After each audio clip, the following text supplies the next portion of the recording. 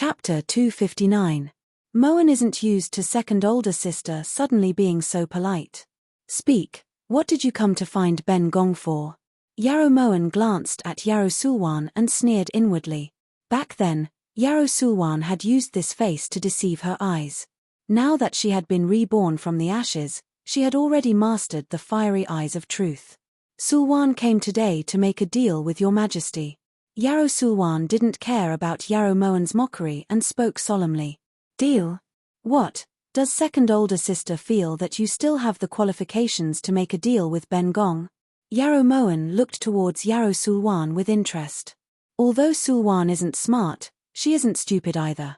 Your majesty clearly knows what Sulwan has done but isn't in a hurry to take Sulwan's life.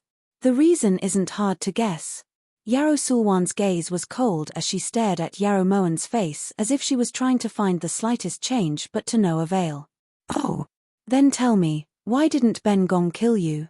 Yarrow Moen leaned back on the chaise lounge as she subconsciously slowed down the hand that was caressing Jewel.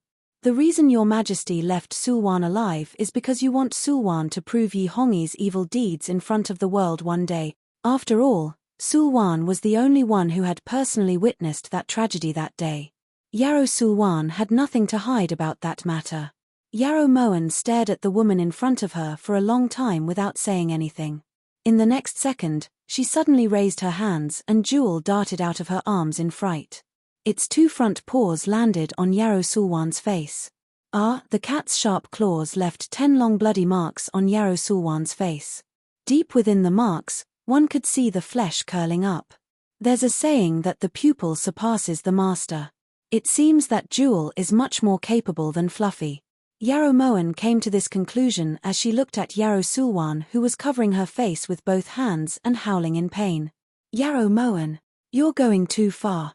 Yarrow Sulwan's eyes were bloodshot from the pain as she glared at Yarrow Moen. You were the one who delivered yourself to me, so there's no reason for Ben Gong not to bully you.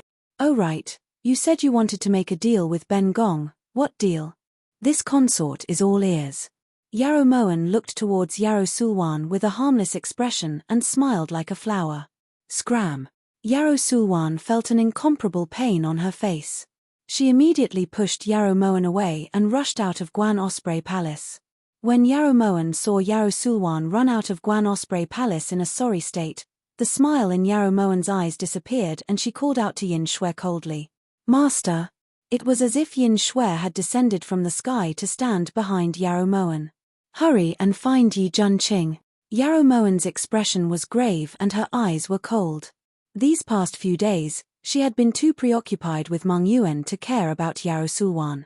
Now that she thought about it, Xia Furong had just gone to look for Yarrow Sulwan yesterday. For her to come to Guan Osprey Palace to make a fuss today, she was clearly trying to attract her attention. Her goal was most likely to be to cover for Xia Furong. When Yin Shui saw Yarrow Moen's solemn expression, she didn't dare to ask any more questions and immediately jumped out of Guan Osprey Palace. Inside Harmony Palace, Yi Junqing didn't doubt the tea Xia Furong handed him at all. By now, he had already finished his third cup. From his point of view, Xia Furong was admittedly a bit arrogant and willful, but in the end, she was still a princess of a country. She probably wouldn't do anything out of line. Is Prince feeling very hot? When Xia Furong saw the fine beads of sweat on Yi Junqing's forehead, she pretended to be worried, but inside, she was so happy that she couldn't contain herself. According to Yarrow Sulwan, the best place to conquer a man was on the bed. Xia Furong admitted that she didn't have much experience, so she just swallowed the other red pill and hoped that it would have a perfect effect. It's a bit hot. It's probably because of the hot and humid weather. Yi Junqing lightly wiped away the sweat on his forehead as he replied. Bai, you two go to the imperial kitchen and bring 2 bowls of mung bean soup over. Xia Furong also felt a reaction from her body, so she immediately sent Zi and Bai away. Once the two of them left, Xia Furong poured another cup of tea for Yi Junqing. After the 4th cup, Yi Junqing's consciousness started to grow hazy. Morshine. Why are you here? Yi Junqing clasped Xia Furong's hand tightly, his eyes glistening with tears. He had dreamed about her so many times, but now that he was finally able to see the woman he loved the most, How could he not be excited and moved? Prince! It's so hot.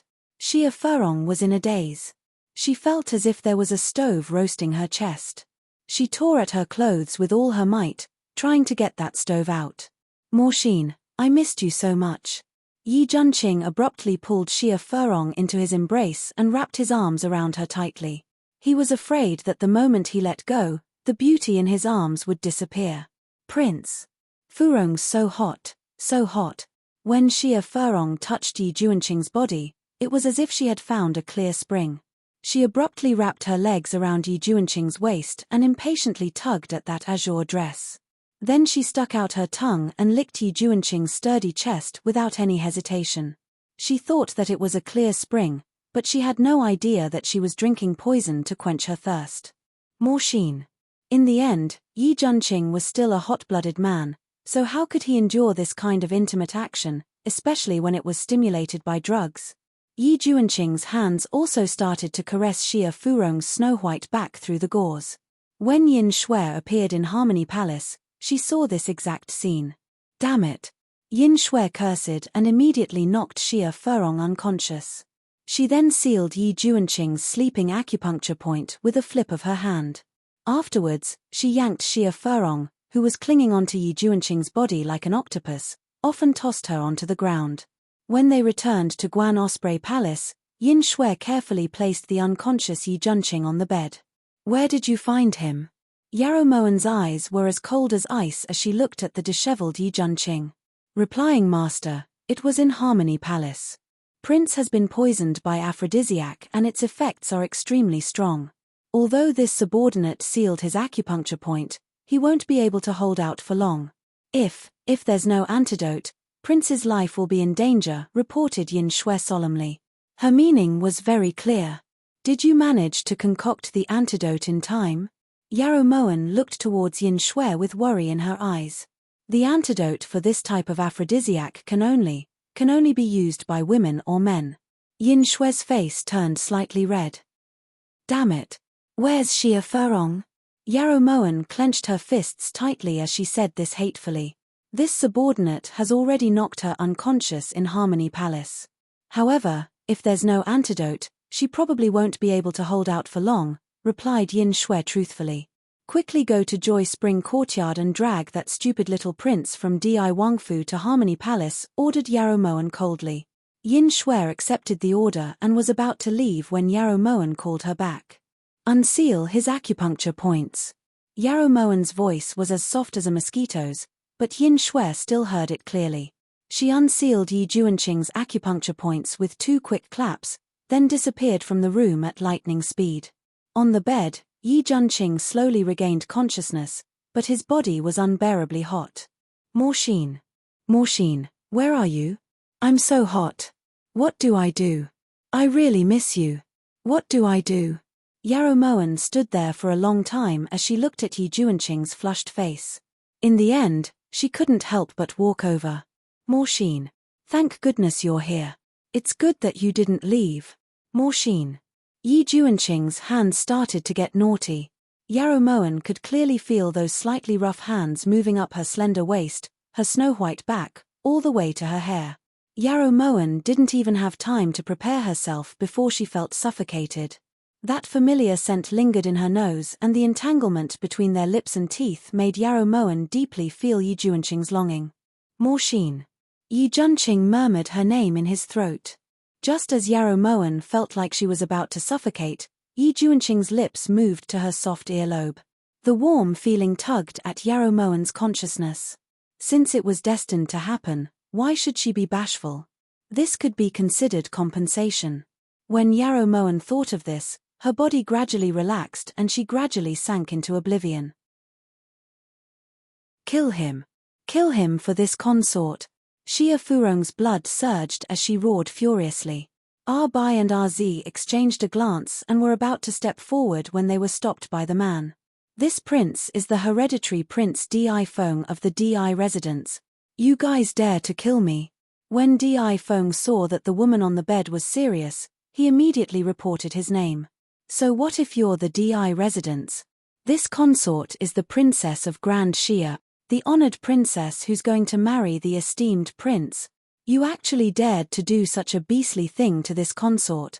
Not to mention killing you. Even if I scrape you, it won't be enough to resolve the hatred in this consort's heart. Xia Furong rebuked him with tears streaming down her face. You're the honored princess. Di Feng looked towards the woman on the bed in realization. He thought that it was some imperial concubine who couldn't bear the loneliness and wanted to make love with him.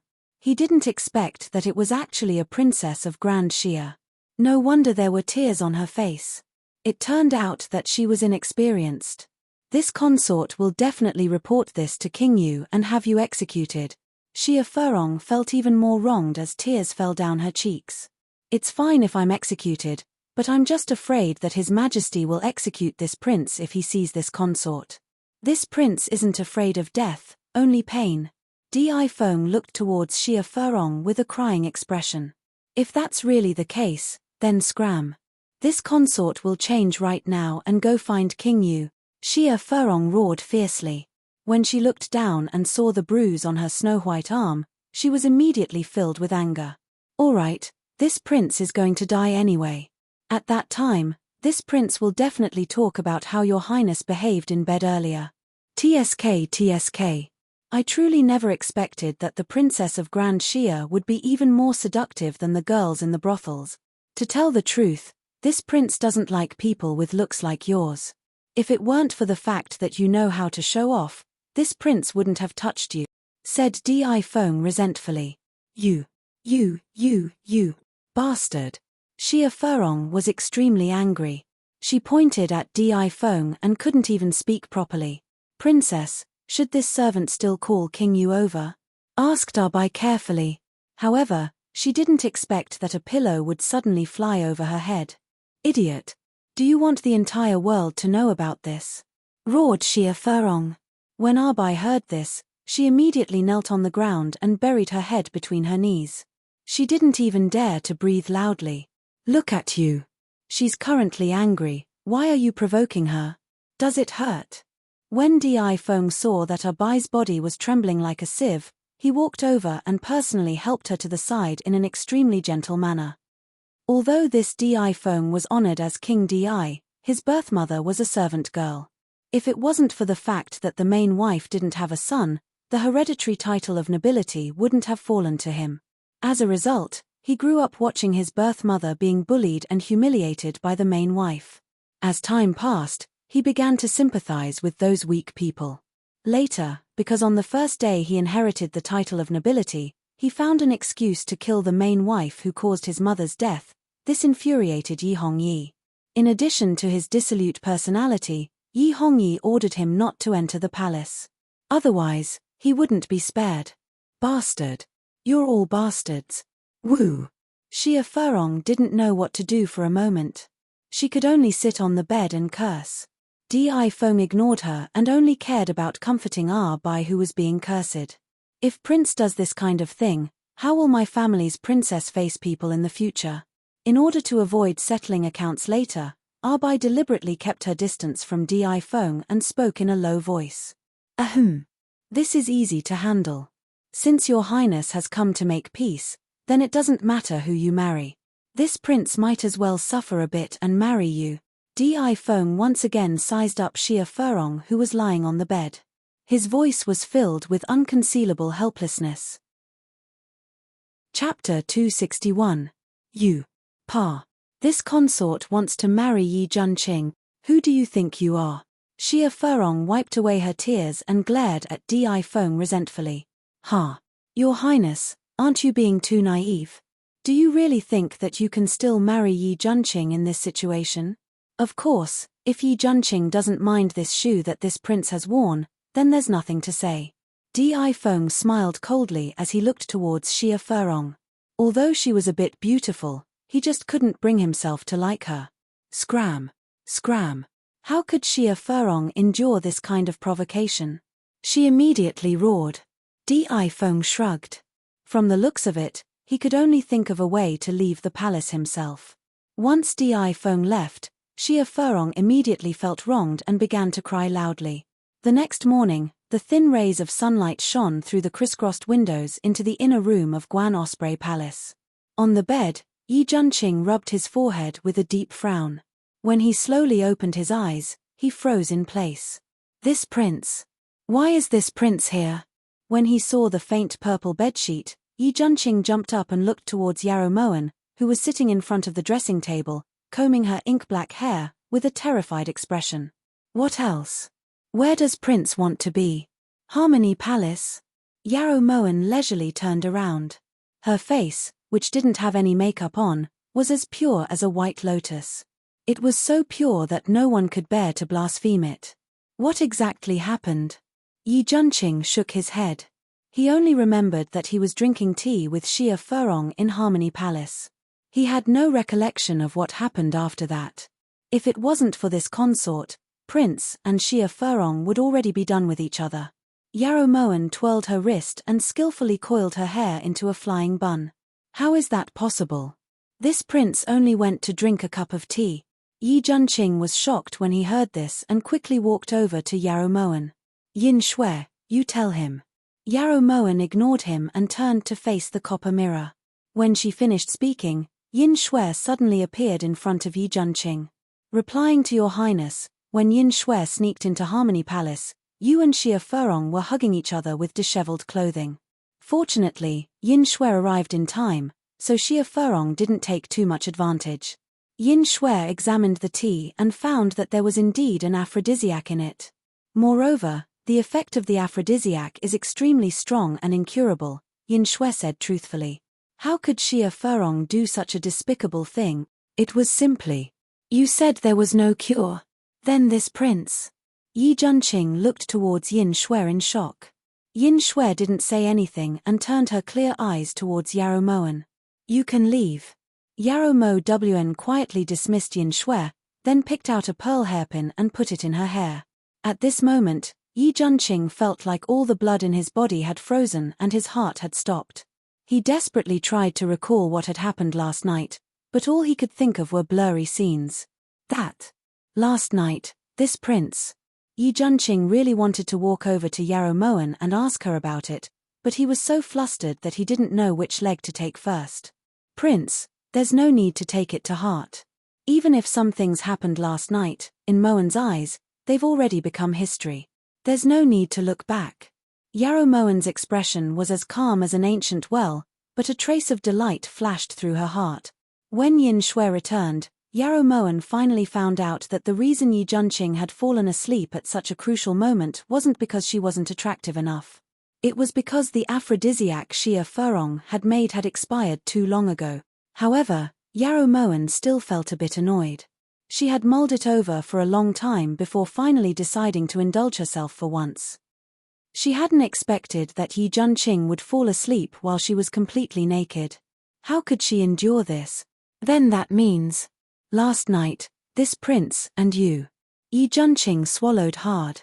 His hands that were hanging by his sides couldn't help but tremble. He didn't dare to look Yarrow Moen in the eye. At this moment, he didn't know what to do. Prince, there's no need to blame yourself. Just pretend that nothing happened. Yarrow Moen turned around gracefully. When she saw Yi Junqing's guilty expression, she suddenly couldn't bear it. It's this prince's fault. This prince shouldn't have. Don't worry, this prince will give you an explanation. Yi Junqing's eyes snapped open and he casually picked up a silver hairpin from the dressing table. As he spoke, he was about to stab it at his own heart. What are you doing? You've gone mad. Yarrow Moen was shocked and rushed forward to stop Yi Junqing. This prince actually did such a despicable thing. I've let you down. I've let Morshine down. I've let your majesty down. Right now, this prince will use this life to restore your innocence. Yi Junqing's eyes were filled with grief as he pushed Yarrow Moen away. You idiot. Moen's innocence has long been tainted by his majesty, so why would I need you to restore it? Also, nothing happened between us last night. Did you hear me clearly? Nothing happened. Yarrow Moen never expected Yi Junqing's reaction to be this extreme. Even she broke out in a cold sweat. Is what you said true? Yi Junqing stopped and looked towards Yarrow Moen in confusion. Yin Shui. Yarrow Moen was infuriated and immediately called out Yin Shui, replying, "Prince, because the aphrodisiac you took was set aside for too long, the effects of the drug only lasted for a short period of time." The meaning behind Yin Shui's words was very clear. "I heard you. Moen didn't take advantage of you. Are you satisfied now? You can leave." Yarrow Moen dismissed Yin Shui and walked to Yi Juanqing's side with cold eyes. She abruptly pulled out the silver hairpin and angrily threw it onto the dressing table. Then she turned and walked out of the bedroom. "Yin Shui is telling the truth. Then why didn't you just say it earlier? You made this prince think." Yi Juanqing followed behind Yarrow Moen. The moment he opened his mouth, he saw that Yarrow Moen's gaze was like a sharp blade that wanted to pierce through his chest. Yi Juanqing couldn't help but choke and not dare to say anything else. But he didn't understand. Wasn't it a good thing that nothing happened? Why was Yarrow Moen's face so dark? During the meal, Yi Juanqing wanted to confirm what happened last night several times, but he was hindered by Yarrow Moen's dark expression, so he forced himself to endure until Yarrow Moen broke the silence. Moen really wants to know what Prince is thinking. Even if something happened, did Prince have to die? What's the big deal? Yarrow Moen had a belly full of anger. She smashed her bowl and looked towards Yi Juanqing coldly. "Ah. Then did something really happen?" Yi Juanqing became uncertain after hearing Yarrow Moen's words. "No. It's up to you whether you believe it or not. No one will stop you even if you want to die." Yarrow Moen flung her chopsticks, her face red with anger. "In the end, you're Morshin's younger sister. Juanqing can't taint you no matter what." Yi Juanqing lowered his eyes and explained in a low voice. What if eldest sister had been willing back then? Yarrow Moen's heart sank slightly and she felt an indescribable pain. How blissful it was to be loved by this kind of man, but right now, she really couldn't feel the taste of blissfulness. Morshin wouldn't. Yi Juanqing suddenly looked up, his eyes clear and untainted. "You really are a big idiot."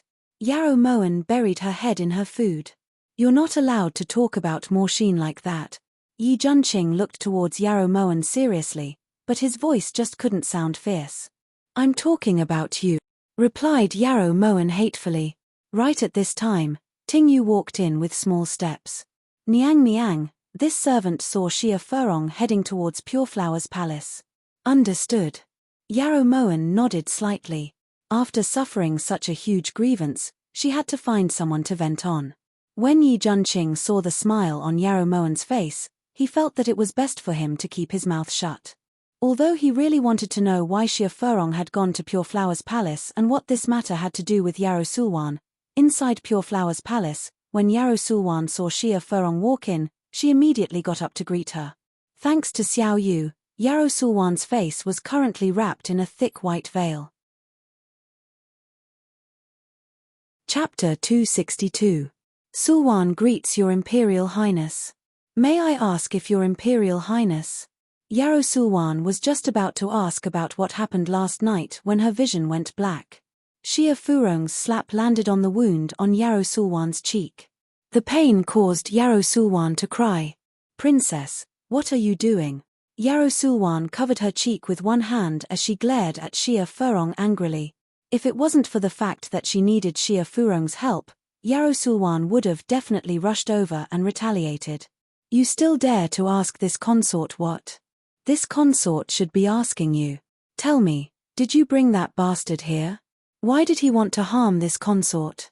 Xia Furong glared at Yarrow Sulwan. "Who? Sulwan doesn't know what princess is talking about." Yarrow Sulwan deliberately retreated a few steps as she endured the pain. "It's that beast called Di Feng. You don't even know how he treated this consort last night." Even now, a certain part of Xia Furong's body was still aching. "Prince Di, how did you provoke him?" Last night you were with him?" Yarrow Sulwan was extremely shocked, her beautiful eyes widening like copper bells. "You weren't the one who found that person?" asked Xia Furong sternly. "Princess, do you think that Sulwan went to Guan Osprey Palace to seek humiliation and disfigure myself just to frame you? If Sulwan's guess isn't wrong, then this is definitely Yarrow Moen's doing. I never expected Yarrow Moen to be so resourceful." Yarrow Sulwan felt more and more that she couldn't stay in the imperial palace any longer. It's Yarrow Moen again, that bastard. Then what should this consort do now? This consort is no longer a virgin, so how am I supposed to marry Junqing? Xia Furong clenched her teeth angrily. With the imperial edicts from both countries, what does Princess have to be afraid of? Could it be that Yi Junqing can defy the edicts? Not unless he's tired of living. Yarrow Sulwan reassured Xia Furong, but she was still feeling uneasy inside. Since Yarrow Moen had gotten involved, she definitely had a backup plan.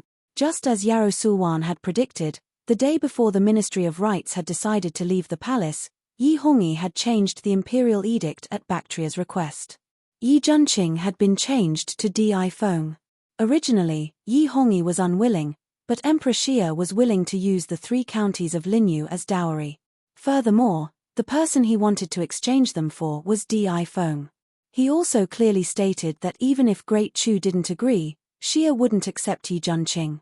After weighing the pros and cons, Yi Hongyi finally compromised. Although he wasn't able to get rid of Yi Junqing, he was still able to send Di Feng away, so Yi Hongyi consoled himself. East wing of Guan Osprey Palace. When Yi Junqing pushed open the door and entered, he saw that Di Feng was currently roasting meat on the stove in the room. He was also holding a wine pot in his hand. The fragrance of the wine was strong, and with a single sniff, he could tell that it was a treasure of the imperial kitchen. "You're too bold. Don't you know what kind of situation you're in? How dare you steal wine from the imperial kitchen?" When Di Feng had come out that day, he really hadn't been able to think of a way to leave the palace, so he had sneaked into Guan Osprey Palace. At the time, he and Yi Junqing had fought together on the battlefield, so there was naturally some friendship between them. Tomorrow, Laozi is going to Bactria, that godforsaken place. I don't know if I'll have the chance to drink such fine wine again. Just let me drink as much as I want. Di Feng didn't look at Yi Junqing as he casually stuffed the meat into his mouth and ate happily. "You know?"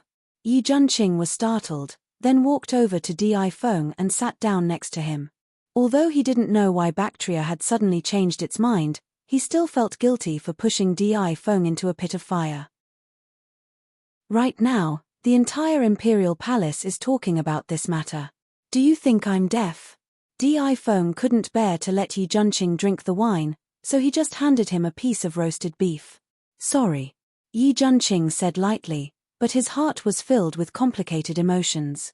What kind of joke is this? If anyone is apologizing, it should be Yi Hongyi, not you. However, you really should thank me. Di Feng turned to look towards Yi Junqing as he said this in a matter-of-fact manner. "Many thanks."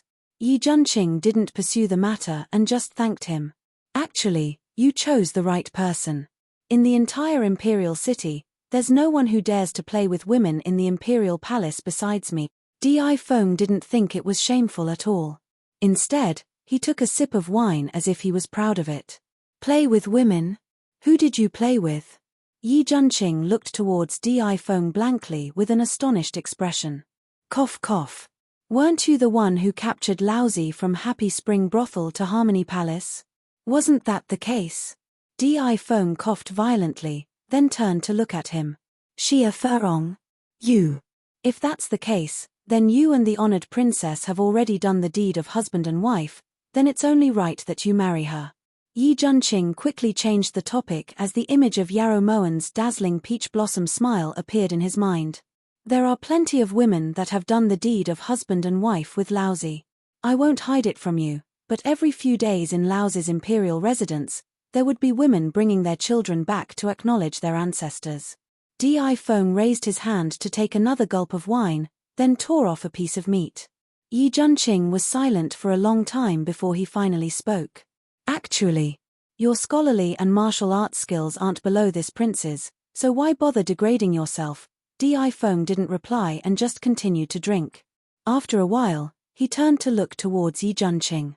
His eyes no longer had the teasing expression from earlier, but were now filled with a deep and serene color. Otherwise, how could Laozi have lived until now? This trip to Bactria is a long journey, so it's beyond Yi Hongyi's reach. His deep voice was cold and sinister. Di Feng's handsome face that seemed to have been sealed in ice began to show faint anger. Yi Junqing suddenly understood.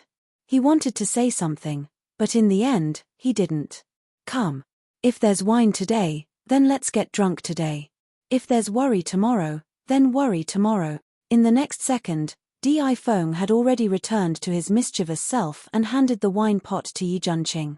Meanwhile, in Harmony Palace, after Xia Furong received the imperial edict from Bactria, she caused a huge ruckus and smashed the entire Harmony Palace beyond recognition. When Yarrow Sulwan came to look for her, she was scolded badly and even kicked twice. After leaving Harmony Palace, Yarrow Sulwan had nowhere to vent her anger, so when she passed by Jade Lake, she casually picked up 2 stones and threw them into the lake. Be a bit gentler, these are all treasures that His Majesty has bestowed upon the great prince.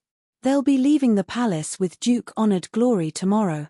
Just as Yarrow Sulwan was feeling resentful, she suddenly heard the voice of a eunuch come from the other side of the willow forest. Yarrow Sulwan's expression shook slightly. She immediately turned around and walked around the willow forest. Only then did she see that the eunuchs were currently carrying 4 large chests made of pear wood towards Harmony Palace. Yarrow Sulwan carefully examined the 4 chests. One of them was about the height of a person, so it was big enough to hold her. When she thought of this, Yarrow Sulwan immediately turned around and returned to Pure Flower's palace. As of now, this imperial palace was no different from a heavenly prison to her. On the surface, His Majesty was telling her to retreat, but in secret, he was definitely thinking of a way to kill her. There was also Yarrow Moen's occasional taunts and ridicule. She truly had enough. Other than leaving the palace, Yarrow Sulwan had no other way out. The next day, under extremely unwilling circumstances, Xia Furong was invited onto an 8-bearer sedan chair. RZ and Bai naturally followed on her left and right. The 4 carriages behind the sedan chair each had 4 wooden chests tied to them. The procession majestically walked out of Harmony Palace and headed towards the eastern gate of the Imperial Palace. At the eastern gate, Di Feng was currently dressed in wedding clothes, waiting there. As for how Di Feng became Emperor Xia after arriving in Great Xia, that was a story for another time. At this moment, Yarrow Sulwan covered her mouth with both hands. She allowed her body to jolt about in the chest, but she didn't dare to make the slightest sound. The wheels rolled forward, but Yarrow Sulwan's heart felt like it was being gripped tightly by someone. The pain was indescribable. When she first entered the Imperial Palace, she thought that after Yarrow Morshin died, she would be the best candidate for the position of Empress. She never expected that she would be reduced to such a state. She was unwilling to leave just like this. But if she stayed, it would be hard to keep her life. With this kind of vexed and conflicted feelings, Yarrow Sulwan finally left the Imperial Palace. Chapter 263. On the night Yarrow Sulwan left the palace, Yi Hongyi sensed that something was wrong. After searching several times to no avail, he finally suspected the wooden chests Yarrow Sulwan had taken away. However, by the time Azure Dragon caught up, Yarrow Sulwan had already used a sharp blade she had prepared in advance to cut open the wooden chests and escape. That night, Yi Hongyi used strong alcohol to numb himself and drank until he was dead drunk. He was afraid that Yarrow Sulwan would tell the world about Yarrow Morshin. He was afraid that the world would look at him strangely, just like when Yarrow Morshin was still alive, everyone's gazes were filled with ridicule and disdain. The next morning, Yi Junqing walked into Guan Osprey Palace in a relaxed manner. When he saw the breakfast on the table, his appetite was greatly aroused. However, when Yarrow Moen placed a promissory note in front of him, Yi Junqing couldn't bear to eat any more. 5 million gold taels? When did this prince borrow money from you? Yi Junqing's hand trembled as he gripped the promissory note. He was no longer able to remain calm. Does Prince not find it strange that Emperor Xia would suddenly change his mind? Yarrow Moen lifted her brows as she looked towards Yi Junqing with a you-should-have-guessed-it expression. It's not strange. Yi Junqing firmly denied it. Just the word strange was equivalent to 5 million taels. Emperor Xia really hasn't seen money before. It's just 5 million taels, and is willing to let go. It's like changing a piece of unpolished jade into a piece of scrap iron. Prince should be secretly happy. Yarrow Moen ignored Yi Juanqing's pale face and poured herself a bowl of ginseng soup. This prince can't be happy. I don't have 5 million taels of gold, and I can't even take out 50,000 taels. What do you think we should do? Yi Juanqing looked like he had no choice but to give up. Prince doesn't have any, but that senior brother of yours doesn't necessarily not have any. Yarrow Moen tried to guide him. Unless I sell the Phoenix Feather Manor. For the first time, Yi Juanqing felt how terrifying it was for Yang Nansheng to be his senior brother. Then let him sell it. Yarrow Moen was starting to panic. Ever since the business in Mongyuan had closed, the numbers on the account books had been steadily dropping. This was the first time Yarrow Moen had felt a sense of danger from not being able to make ends meet. Yi Juanqing was speechless. 3 black lines instantly appeared on his forehead. When Yarrow Moen saw Yi Juanqing like this, she realized that she had lost her composure. Cough cough. If your highness doesn't want to trouble Yang Nansheng, then please sign here. At the side, Tingyu eagerly handed over a brush that had been dipped in ink. Yi Juanqing didn't look at Yarrow Moen, nor did he look at Tingyu. He only closed his eyes, showing no intention of signing. Of course, if Prince is willing to pay with your body. Before Yarrow Moen could finish her sentence, Yi Juanqing had already handed over the signed promissory note at lightning speed to Yarrow Moen. Yarrow Moen happily put the promissory note away, then picked up the bowl and chopsticks. Every dish tasted especially delicious. Yi Juanqing already had a belly full of anger, so he tossed down the chopsticks and left without even looking. Once Yi Juanqing left, Yin Shui silently appeared in the main hall and respectfully handed Ben Lei's secret letter to Yarrow Moen. How are things on Yarrow Sulwan's side? Asked Yarrow Moen as she opened the secret letter. She went in the direction of Mongyuan. Master, don't worry. With Liu Sha following her, Yarrow Sulwan won't escape our control, reported Yin Shui. As she looked at the letter in her hand, Yarrow Moen's eyes abruptly turned cold and a shocking wave surged through them. Master. Even if Yin Shui didn't ask, she could guess that something big must have happened in Mongyuan. This consort was careless. I didn't expect that 1,000 Paths would be able to quickly adjust their prices while Yarrow Manifest business was closed. They actually managed to earn back all of their losses. Preposterous. Yarrow Moen destroyed the secret letter in annoyance as her brows furrowed. 1,000 Paths is truly cunning. What should we do now? Yin Shui hadn't expected this result either. Help this consort draft a secret letter. Have Ben Lei and the others reopen for business with the same prices. Then have them secretly split up and buy back all of 1,000 Paths goods. Sell them to the nearby counties to reduce their losses. Yarrow Moen couldn't think of a better method right now, so she might as well earn some money from the difference. It was better than losing money. Yin Shui will do it right away. After Yin Shui left, Yarrow Moen didn't have much interest in this table full of breakfast, so she turned to return to her bedroom. That night, Yi Hongyi, who hadn't appeared for a long time, dragged his tired body in. Without An Bingshan and the new eunuch not to his liking, Yi Hongyi came alone. Your Majesty has come to see Wn. Yarrow Moen was full of smiles as usual as she skipped over to support Yi Hongyi's arm. However, she was filled with disgust. Zhen misses Wn. Zhen only has Wn. When Yi Hongyi spoke, the strong smell of alcohol drifted over. Yarrow Moen's brows furrowed. Your Majesty cannot drink so much, it's harmful to the body. Yarrow Moen helped Yi Hongyi sit down, then looked towards Tingyu. Just as Tingyu was about to pour tea for him, Yi Hongyi suddenly raised his hand. You can leave, Zhen wants to have a good chat with Wn. When Tingyu heard this, she could only put down the teapot and respectfully leave Guan Osprey Palace.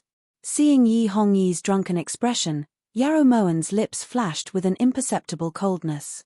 After her rebirth, everything she had done was finally showing results. The current Yi Hongyi was already on the verge of being abandoned by everyone. The important ministers of the previous dynasty seemed to be united with him, but were actually divided. The concubines in the inner palace were even more scattered. Yarrow Moen felt more and more that the time was ripe. Wn. What do you think of Zhen? Yi Hongyi pulled Yarrow Moen into his embrace and coaxed her like a treasure. His voice was very soft, afraid of scaring the lovely person in his embrace. Your Majesty is good. Your Majesty is the best person in this world. Yarrow Moen leaned into Yi Hongyi's embrace, her fingers playing with the jade pendant at his waist. But why did they have to leave Jun one by one? Consort Xian, Consort De, Consort Shu, Yu Qing, Yi Liu, Yi Zixiao, and Bing Shan, Yarrow Junting, and Yarrow Sulwan. Jun has never mistreated them, but why did they have to betray Jun? Why? Yi Hongyi's grip on Yarrow Moen's arm tightened, his gaze sinister. It hurts. Yarrow Moen stammered, tears welling up in her eyes.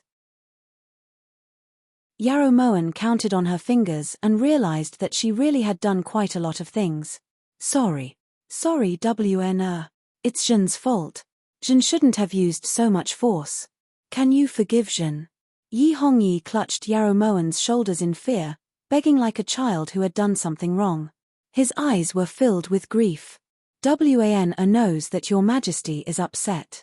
Wan doesn't blame Your Majesty. Forgive. Yarrow Moen snorted disdainfully. Yi Hongyi, in this world, not everyone who has done wrong has the right to be forgiven. Based on everything you've done in the Cold Palace, if I forgive you, then I really would have died for nothing. Don't leave Jun only has you. That night, Yi Hongyi stroked every inch of Yarrow Moen's skin as gently as he could.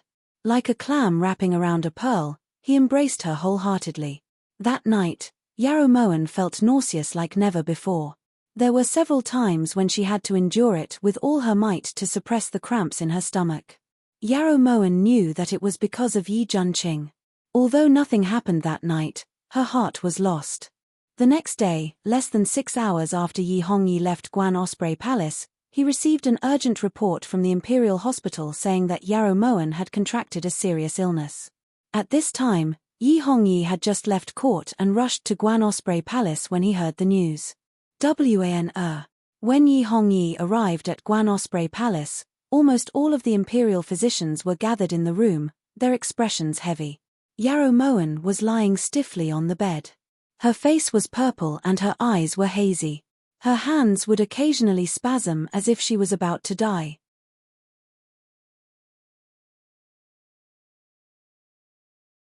However, this time, Yi Hongyi sincerely hoped that Yarrow Moen would return safely. Everything had happened so suddenly that Yi Junqing didn't even have time to ask Yin Shui about it before he led the imperial guards to escort Yarrow Moen out of the imperial city. To avoid inconvenience, Yi Junqing had requested His Majesty to come with him, so he only brought Imperial Physician Li inside the agarwood carriage. Yi Junqing stared at Yarrow Moen on the couch and reached out to stroke her face a few times. It wasn't drawn. When he first heard this news, Yi Junqing's heart felt like it was on fire. It felt like his heart had been emptied. He never thought that there would be a day when Yarrow Moen would leave him. This sudden feeling almost suffocated him. In Guan Osprey Palace, he wanted to rush to the couch more than anyone else to personally take her pulse and warm her up. However, Yi Hongyi was there, so he could only watch silently and endure. There were tears, but they flowed into his heart. It wasn't until the imperial physician revealed the treatment method that Yi Junqing's heart returned to normal. For a moment, he wanted nothing more than to rush in front of Yarrow Moen, personally drag her off the couch and kick her a few times. Who asked her to scare people? Prince, what are you doing? When Ting Yu saw Yi Junqing's fingers continuously stroke Yarrow Moen's face, she immediately went up to stop him. Don't worry, the imperial guards this prince brought are all trusted subordinates. This prince arranged for Imperial Physician Li to be at the very back, so no one will discover that you're pretending. Hurry and get up. Yi Junqing ignored Ting Yu and urged Yarrow Moen to get up. Prince, how do you know that Her Highness is pretending? Who in their right mind would be able to pretend to have a purple face? Ting Yu was a bit anxious and immediately moved to Yarrow Moen's side to protect her as she looked towards Yi Junqing resentfully. Your Highness. She's not pretending. Could it be that she really has a strange illness? When Yi Junqing saw Ting Yu's solemn expression, his handsome face instantly turned as cold as ice. Ting Yu silently lowered her eyes and helped Yarrow Moen straighten her clothes. It's actually true. How could this be? How did she get this strange illness? You should have told this prince earlier. There's only one imperial physician, how is that enough? This won't do. This prince will order for all the imperial physicians in the palace to come over right now and change the horses to 1,000-mile colts. I don't know if we'll make it in time. We might as well not ride the carriage. This prince and Yin Shui will carry her together, it'll be faster than this. Also, Yi Junqing was so flustered that he couldn't control himself. But, just as Yi Junqing was at a loss for what to do, Yarrow Moen burst into laughter. Her Highness, didn't you say that you were going to pretend all the way to Yang City? When Ting Yu saw that her master was starting to move, she immediately looked towards Yarrow Moen to complain. This won't do, I really can't hold it in anymore. Help this consort up. Yarrow Moen laughed loudly with her purple face. She didn't look the slightest bit beautiful anymore. Instead, she looked like an evil spirit that had just crawled out of hell. At this time, Yi Junqing, who had been deeply worried just a second ago, now had black lines all over his face. Ting Yu, you've become bad. Yi Junqing glared at Ting Yu hatefully, then looked towards Yarrow Moen. This servant thanks prince's praise. Ting Yu immediately thanked him. If she was still a good person after following Yarrow Moen for so long, then there was definitely something wrong with her. Prince has always disliked Moen. Why are you suddenly so nervous? Yarrow Moen gathered her emotions, then leaned lazily against the back of the carriage as she looked towards Yi Junqing with interest. Scourges last for 1,000 years. This prince doesn't want to go against the heavens. Although Yi Junqing was angry, his heart finally calmed down when he saw that Yarrow Moen was alive and kicking. Thankfully, Prince only brought Li Jun, one imperial physician. If all the imperial physicians had come, who knows how long Moen would have had to pretend for. Yarrow Moen didn't mind Yi Junqing's ridicule. She only felt warmth in her heart when she heard Yi Junqing's incoherent speech. What's the difference between one imperial physician and a group of imperial physicians? This prince advises you to lie down and not let Li Jun find out. Whenever Yi Junqing thought about how Yarrow Moen had almost tricked him into tears, he felt stifled. Of course Li Jun knows. Otherwise, how could he have mentioned Meng Yuan? Yarrow Moen reflexively lifted the curtains. The rustling autumn wind blew in through the window, ruffling the fine black hair in front of Yarrow Moen's forehead. This was supposed to be a beautiful scene, but it was ruined by Yarrow Moen's bruised face. You bribed Li Jun? Don't tell this prince that you also bribed Huan Heng and that the matter of Nanxiang doesn't exist. Yi Junqing looked towards Yarrow Moen in shock. Fortunately, Moen had predicted that your majesty would come along, so she arranged for Huan Heng to enter the palace. As for Nanxiang, that's true. It's just that Duan Shiming's movements are a bit too slow. Moen's letter was sent 5 days ago before he mobilized his troops, said Yarrow Moen absent-mindedly. There was a hint of complaint in her voice. Chapter 265. You know the ruler of the south, Duan Shiming? It can't be. Yi Junqing's eyes lit up and his lips fell open as he looked towards Yarrow Moen in disbelief. He knew that Yarrow Moen was very resourceful, but he didn't think that she would be so familiar with the distant Lord of the South. Does Prince feel that miracles are everywhere?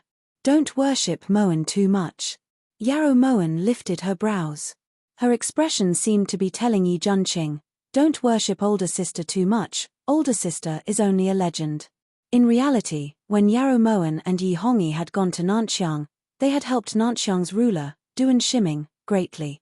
Therefore, when Duan Shiming saw the keepsake Yarrow Moen sent over, he agreed to send troops to Great Chu and Stall for 10 days in Linyu County. This was to return the favor. As for their relationship, it wasn't that deep. Lift up the curtain, don't scare the ghosts. Yi Junqing appeared calm on the surface, but his heart was in chaos. How could there be ghosts in broad daylight? Asked Ting Yu insensibly. Yi Junqing rolled his eyes in response. The journey from the imperial city to Meng Yuan took about a month. During this time, they passed through about 10 counties. Every time they arrived at a county, Yarrow Moen would pretend to be sick on the bed and have Li Jun take her pulse. Her goal was to show off to the local officials. This was because Yarrow Moen believed that even if Yi Hongyi hadn't come with them, he would still keep an eye on her condition. It was also very hard for him to trust Yi Junqing, so these officials became his eyes. At this time, Yarrow Moen was lying on the bed in Ji Province's guest house. Her face was purple and her eyes were closed. Her arms would occasionally spasm and tremble. After Imperial Physician Li finished taking her pulse, Ji Province's governor, Wu Zizai, walked over with a bow. "May I ask Lord Imperial Physician, how is Her Majesty's condition?" asked Wu Zizai quietly as he occasionally glanced at Yarrow Moen on the bed. "Governor, don't worry, Her Majesty is fine for now." Imperial Physician Li put away the medicine box and replied respectfully. Wu Zizai's official rank was 2 ranks higher than Li Zhan's. However, Li Zhan was an imperial physician of the Imperial Hospital, so Wu Zizai naturally had to curry favor with him. Once Wu Zizai left, Yarrow Moen finally relaxed and sat up from the bed. "Your Highness, why are you up?" When Li Zhan saw Yarrow Moen get up, he immediately walked to the door. When he saw that Ting Yu was standing guard outside, he finally relaxed. "Li Zhan, it's right to be cautious, but if you're too cautious, it'll be hard to avoid the feeling of being paranoid." Yarrow Moen stretched her arms before getting off the bed. "This subject has committed the crime of deceiving the monarch. If I'm not careful, my head could roll at any time." Li Zhan humbly walked to Yarrow Moen's side and carried the medicine box on his back. "Sit down and have a cup of tea with me." When Yarrow Moen saw that Li Zhan was about to leave, she deliberately made him stay. In the past, she had threatened him, but now it was time to tempt him. "I don't dare. Her Majesty, please tell me what to do." Li Zhan didn't sit down, but he didn't dare to turn around and leave. Li Zhan couldn't hold any hatred towards Yarrow Moen, but there was no lack of complaints.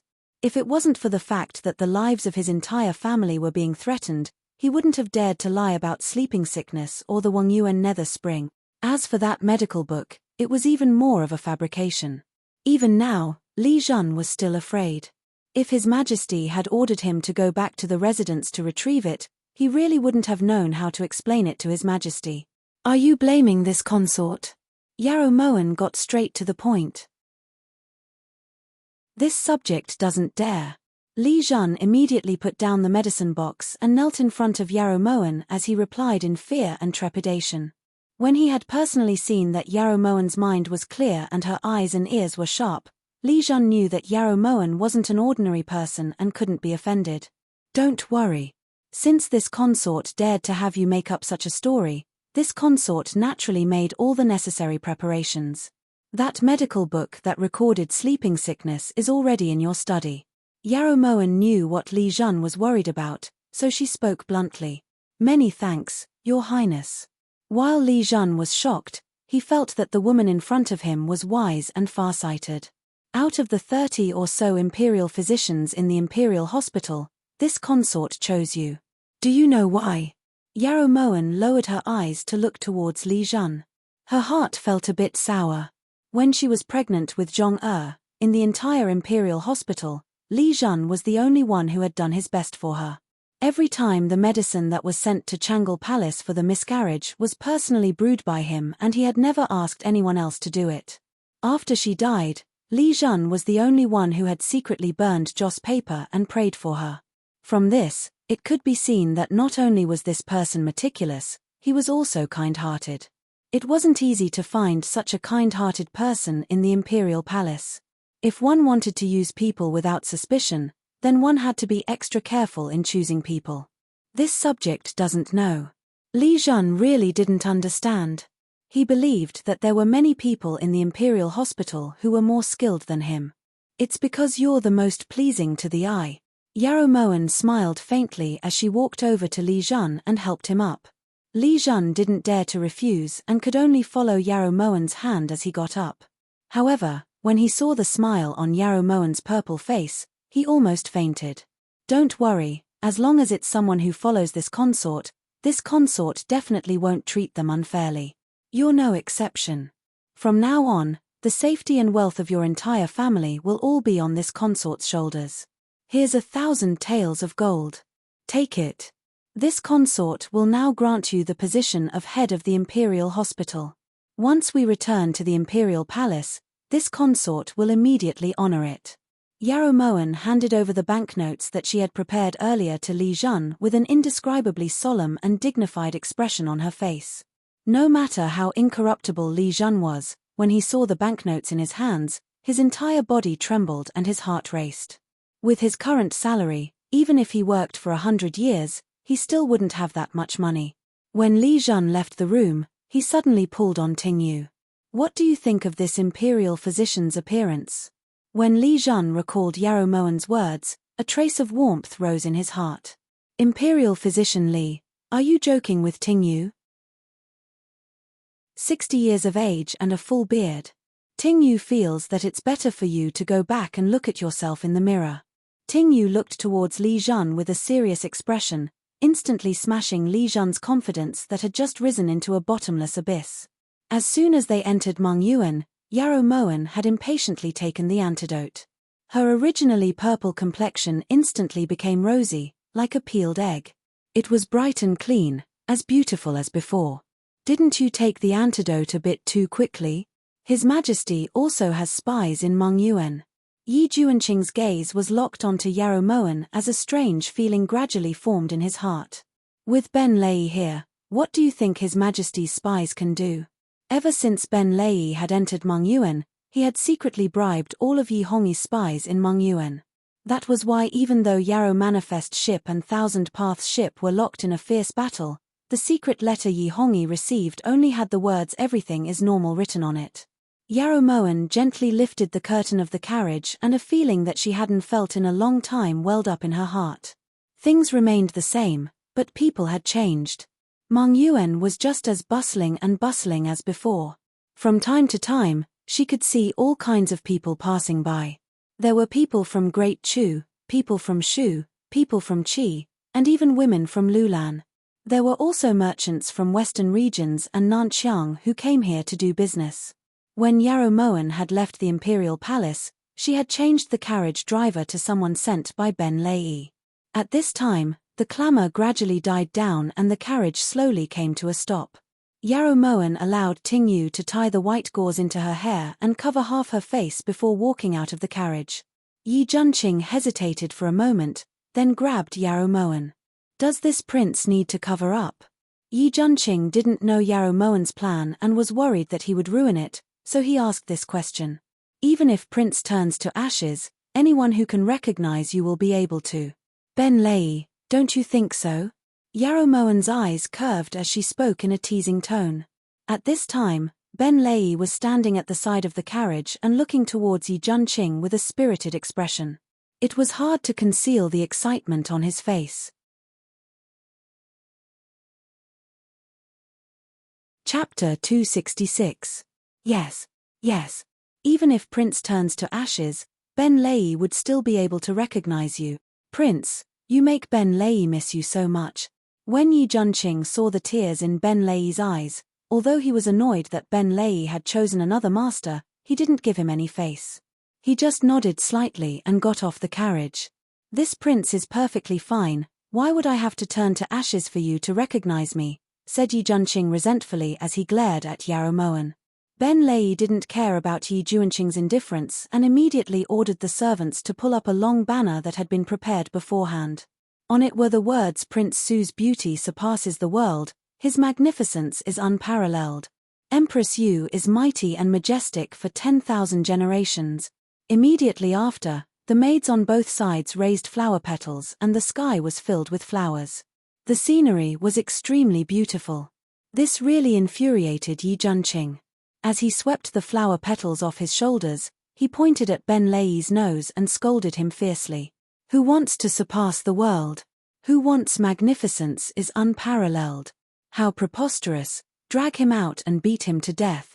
When Ben Lei heard this, he immediately turned his head. The muscles on his face instantly stiffened and he was filled with endless resentment. It was really scary to be uneducated. The names were reversed. After the grand welcoming ceremony ended, Yarrow Moen and Yi Junqing walked into the magnificent residence. In reality, this residence had been built by Yarrow Moen when she had set up shop in Mongyuan. Later on, Ben Lei had repaired it and it was now the most luxurious residence in all of Mongyuan. because it had never changed owners, it was still called Yarrow Residence. After Yarrow Moen and Yi Junqing sat down in the main hall, Ben Lei immediately ordered people to serve tea. The tea leaves were naturally the best. How are the preparations for Yu Quan? Yarrow Moen lifted the teacup and took a small sip. The tea's fragrance lingered in her mouth. Since they had come for Yu Quan, they had to put on a show. Reporting to Master, after receiving Master's secret order, Ben Lei bought the entire Phoenix Mountain. Master can enjoy it as you please, no one will disturb you. When Ben Lei cupped his hands and reported, Feng, Yu, Lei, and Dian had already arrived in front of Yarrow Moen with their respective tents. You guys have worked hard. Yarrow Moen was sincerely grateful. As hidden guards, we naturally have to work hard for our master. Wind, rain, thunder, and lightning all had their own names. They were Feng Lin, Yu Lei Ting, and Dian Shan. Among the three of them, only Yu was a woman. However, in terms of martial arts, Yu was the highest. Ting Yu, bring the account book to the room. Yarrow Moen nodded slightly.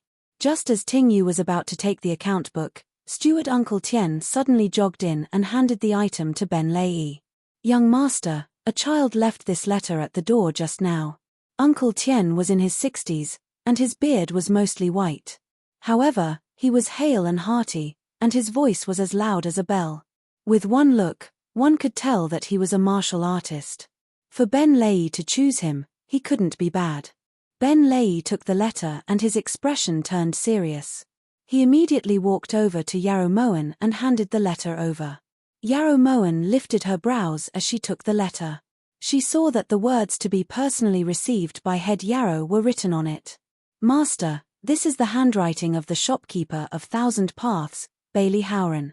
You've only just arrived in Mongyuan and they've already sent you a letter. Could it be that they've already guessed your identity? Ben Lei looked towards Yarrow Moen worriedly, his brows tightly knitted together. Since this consort decided to come, this consort didn't plan on hiding my identity. However, they might not have discovered anything. They're just bluffing. Yarrow Moen absent-mindedly tore open the letter and casually pulled out a land deed. This is Phoenix Mountain's land deed. That's impossible. This subordinate has already bought Phoenix Mountain. The land deed is in this subordinate's hand. Ben Lei's eyes widened in disbelief. Go take out the land deed in your hands. Yarrow Moen put down the letter and carefully examined the land deed in her hands. She didn't find anything missing. Ben Lei naturally didn't hesitate and turned to order Uncle Tien to get the land deed. At the side, Yi Junqing couldn't get a word in edgewise. He didn't even know what Yarrow Moen was talking about. Helpless, Yi Junqing slowly got up and silently walked out of the main hall. Yarrow Moen glanced at Yi Junqing out of the corner of her eye and a trace of reluctance flashed through her eyes. Ben Lei was just about to speak when Yarrow Moen stopped him. When he saw Yarrow Moen shake her head, although Ben Lei couldn't bear to leave, he didn't chase after her. Once Uncle Tien brought over the land deeds, Yarrow Moen rolled up the two land deeds on the jade. When she unrolled them again, one of the land deeds on Ben Lei's had faded while the other one was completely undamaged. This land deed of yours is fake. You must have been tricked by someone. Yarrow Moen didn't criticize Ben Lei harshly. It wasn't easy for Ben Lei to turn a blade-wielding vanguard into a brush-wielding shopkeeper. It was inevitable that he would occasionally make a few mistakes. This subordinate is slow-witted. Master, please punish me. Although Yarrow Moen didn't say anything, Ben Lei blamed himself so much that he immediately knelt on the ground and spoke with guilt. The other party's methods are brilliant and their goal is clear. It's reasonable that you were tricked. Get up. Yarrow Moen looked at the land deed on the table thoughtfully. Master, Ben Lei doesn't understand. Since they wanted to swindle this subordinate's land deed, then why did they send the real land deed over? Ben Lei looked towards Yarrow Moen in confusion. This consort isn't sure either. Since they're publicly opposing Yarrow Manifest businesses, they shouldn't need to ask this consort for this favor. For a moment, Yarrow Moen also couldn't figure out what trump card the other party was playing. Then should we return the land deed? Suggested Ben Lei worriedly. Are you joking? Isn't this money? They're the ones who sent the land deed over. It's not like we stole it, so why should we return it? Take good care of it and don't lose it. Yarrow Moen found it very strange that Ben Lei would have this kind of thought. She couldn't help but sigh inwardly. If she was the one who personally managed the business in Mongyuan, then the amount on the account would at least triple. It was just that she couldn't split herself. Also, she didn't have anyone more reliable than Ben Lei by her side, so she could only make do.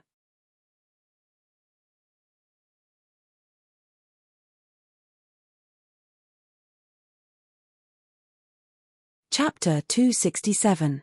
How could this humble subject dare to deceive little prince? I sent the deed over 3 days ago. Bailey Howren was filled with regret. He shouldn't have told Chu Morshin his plan without holding anything back. This was great. He'd swindled Phoenix Mountain's land deed with great difficulty into his hands, and he hadn't even warmed up to it when he returned it to Ben Lei. This prince doesn't believe it. If you really sent it over, Yarrow Moen would definitely return the favor. Why hasn't there been any movement? Do you have anything else valuable that you can send over? Asked Chu Morshin seriously. Little prince, which side are you on? If it was anyone else, Bailey Howren would definitely suspect that they were a traitor. However, this was Chu Morshin.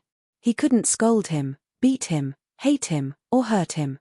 This prince doesn't care which side you're on. In any case, this prince wants to see Yarrow Moen. Unless you let this prince out, you can send it over until she steps through this door. How about this? Tell Yarrow Moen that this prince is here, suggested Chu Morshin impatiently as he looked towards Bailey Howren. His Highness the Crown Prince has ordered that I cannot reveal my identity. This humble subject definitely cannot. Forget it, this prince just wants to go out. This prince is bored to death staying here every day. Chu Morshin immediately shook off Bailey Howren and was about to rush out when the door was suddenly opened from the outside. Chu Morshin stopped in his tracks and saw Huangfu Juanxiu walk in with a wink. Cough cough. Bailey Howren, you were too careless. How could you lose such an important deed? Chu Morshin instantly saw through Huangfu Juanxiu's intentions and turned around to criticize him. This humble subject was negligent. Little prince, please punish me. Bailey Howren had no choice but to admit his guilt. Otherwise, this little prince would definitely settle the score later. All of you, leave. His clear and melodious voice was like the sounds of nature. Seeing Chu Morbei speak, Bailey Howren left the room as if he had just been pardoned. Huangfu Juanxiu also turned to leave. When he closed the door, he gave Chu Morshin a meaningful look. Imperial brother, when did you get here? Chu Morshin took a deep breath and turned around to look towards Chu Morbei. Training is fake, you really want to see Yarrow Moen, right? Chu Morbei slowly walked over to Chu Morshin's side and gently caressed his shoulder. Unknowingly, his little brother had already grown so tall. Morshin, you're innocent. How could I have known that Yarrow Moen would also come? Chu Morshin refused to admit it. Imperial brother can agree to let you see her, but I'll decide the time. How about it? His charming eyes flickered with a gentle light. Only in front of Chu Morshin would Chu Morbei display a rare gentleness. Who wants to see her? Chu Morshin's voice was as soft as a mosquito, but his eyes were filled with anticipation. Chu Morbei didn't expose him. His lips curled into a smile, but he didn't say anything. Yarrow Moen, this time, this prince won't let you take advantage of me so easily. In order to ease Yi Juanqing's gloomy mood, Yarrow Moen had specially arranged for Ben Lei to take Yi Juanqing around.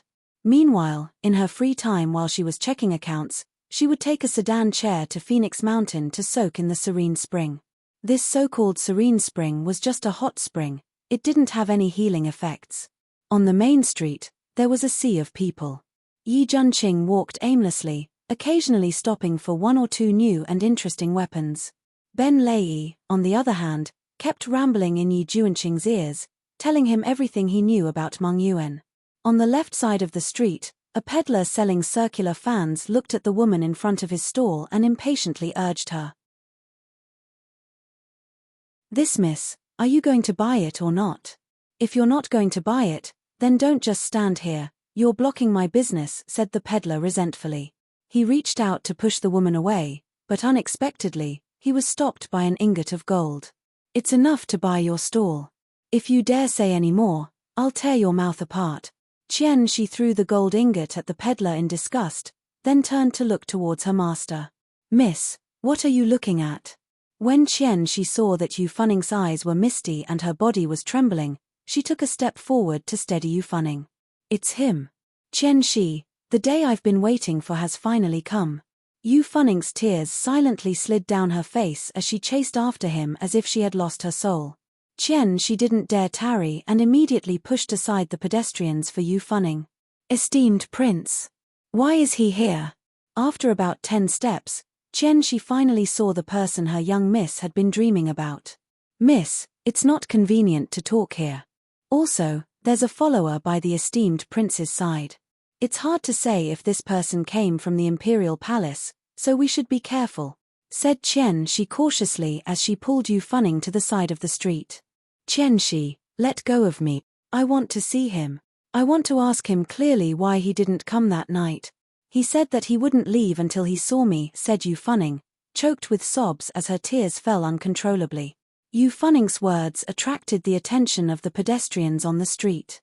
She panicked and forcefully dragged Yu Funning to a secluded corner. "Miss, wait here. She will definitely bring the esteemed prince over. You mustn't leave." She knew that Master's resentment towards Yi Junqing ran too deep. If she didn't see him, Master wouldn't give up. "All right, Shi, I'll have Failwon go with you. You definitely have to bring him over, all right?" Yu Funning grabbed she tightly, her eyes pleading. "Miss, please wait." She didn't dare to stay any longer and immediately chased after Yi Junqing. She had Failwon draw Ben Lei away first before rushing in front of Yi Junqing. "Does Prince still remember this servant?" She stood respectfully with a humble expression. "You are." Yi Junqing found her familiar, but he couldn't remember where he'd seen her before. "Prince truly is forgetful. Does Prince still remember Fragrant Steps Pavilion's consort Xian Niang Niang?" reminded Shi. "You're called Shi?" Yi Junqing suddenly understood, but when he heard the words consort Xian Niang Niang, he felt a bit guilty. Yarrow Moen had told him about Yu Funning and had even pretended to be him to reply to Yu Funning's letter. Although this had nothing to do with him, Yu Funning didn't know about it. "Prince, please. My family's miss is waiting." She made an inviting gesture, but Yi Junqing hesitated. If they really met, what should he say? "Ahem. Just pretend that this prince has never seen you. You can leave." Yi Junqing was implying to let Shi off. After all, they had secretly escaped from the Chu Palace and were criminals of the imperial court. She truly doesn't dare to accept Prince's great kindness. She has already disregarded life and death to dare to meet Prince. If Prince still has any conscience, then you should meet my family's miss. If it wasn't for Prince, my family's miss would still be Great Chu's noble consort. She wouldn't have ended up in a foreign land. Right now, Miss isn't living well. She was determined to lead Yi Junqing to see Yu Funning. Yi Junqing could see Shi's determination. He thought about it for a moment, then followed Shi out of the bustling city. If life is only as it was when we first met, why does the autumn wind grieve the painting fan? When Yu Funning saw Yi Junqing walking towards her in his azure robe, her tears flowed even more fiercely. That night, she had escaped the imperial palace in joy. She had thought that the world was vast and the road was long. She would finally be able to compose a song of love for the rest of her life with the man she loved. However, she hadn't expected that everything was just an illusion. "Miss." She brought Yi Junqing to Yu Funning, then tactfully retreated. When Yi Junqing saw Yu Funning's tears fall like rain, he choked and didn't know how to console her. However, he had to say something, so Yi Junqing spoke.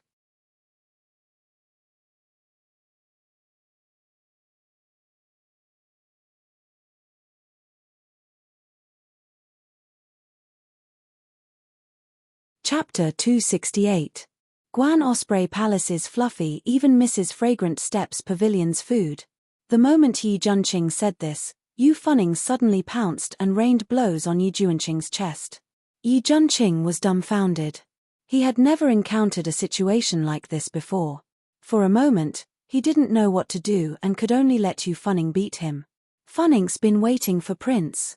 It's been so painful. Yu Fanning smacked it for a long time, but in the end, she couldn't help but wrap her arms around Yi Junqing's waist. She pressed her beautiful face against Yi Junqing's chest as tears fell. Consort Xian. I'm afraid you've misunderstood. Yi Junqing swallowed hard and slowly pushed Yu Fanning away. Putting aside the fact that the woman in front of him was His Majesty's woman, even if she wasn't, he still wasn't used to being bear-hugged like this. Misunderstanding? Prince, please recognize this letter. Yu Fanning's eyes darted around as she took out a letter from her sleeve and handed it to Yi Junqing. Not leaving without seeing, Junqing realization dawned on Yi Junqing as he looked at the letter in front of him. Back then, Yarrow Moen had shown him the letter that Yu Fanning had sent him to the western suburbs of the imperial city. There was no doubt that Yarrow Moen had copied his handwriting to Yu Fanning. However, Yi Junqing hadn't expected that Yu Fanning had kept this letter. He naturally hadn't expected that Yu Fanning had already considered this letter to be her everything. Every night, before she went to sleep, she would read it countless times. This letter was written by this prince. Yi Junqing's mind heated up and he unhesitatingly took the blame. He knew that if he didn't admit it, Yu Fanning would investigate to the end. If she found out that it was Yarrow Moen, then things would get out of hand. However, Yi Junqing had never expected that his admission would cause things to get out of hand.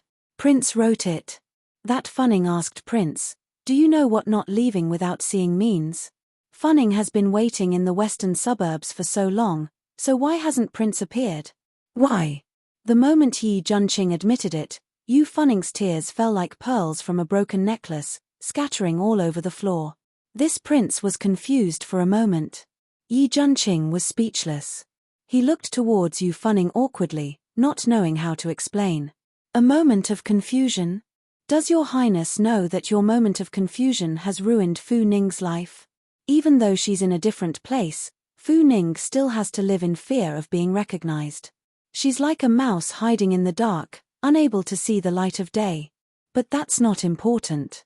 What's important is where did your highness throw Fu Ning's heart to? Who did Fu Ning wash her face with tears all day long?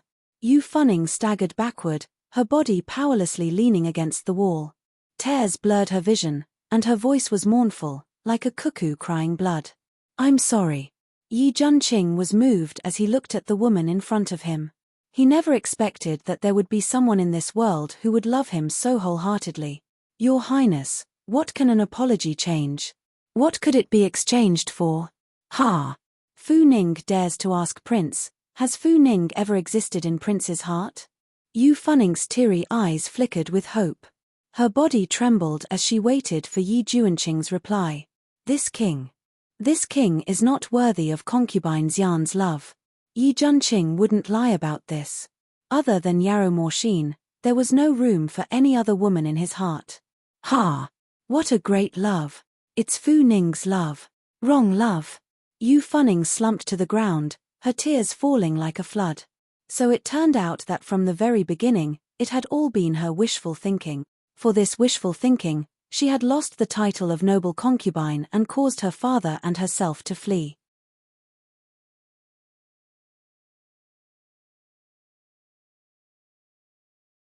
But in the end, all she got in return was Yi Junqing's love.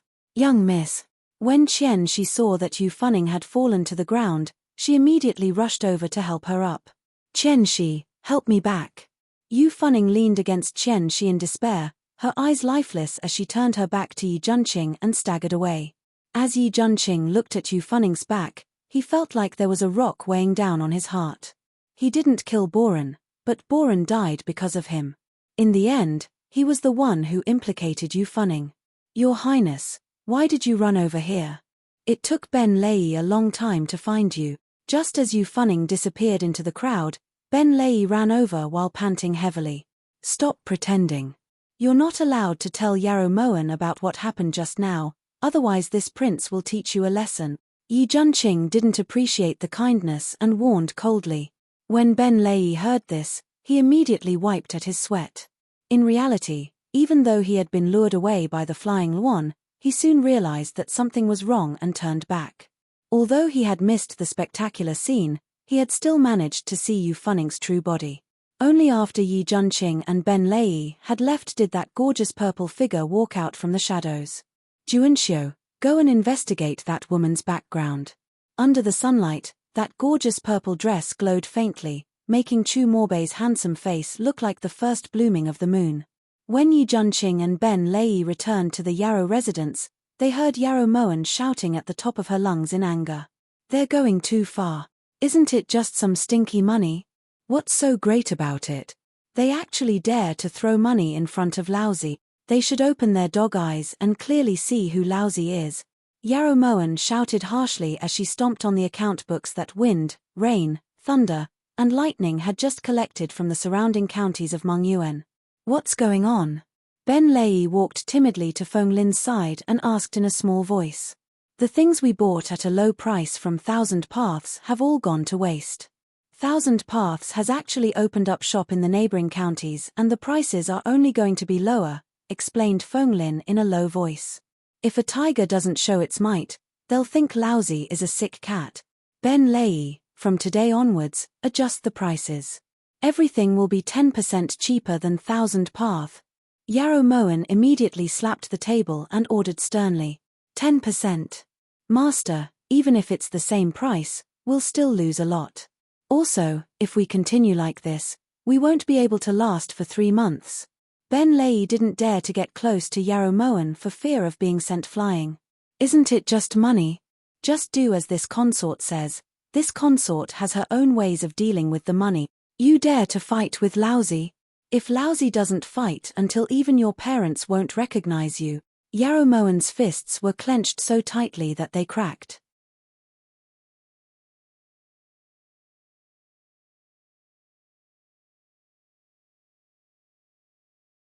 In order to avoid getting caught in the crossfire, Ben Lei didn't dare to say anything else and immediately left the main hall.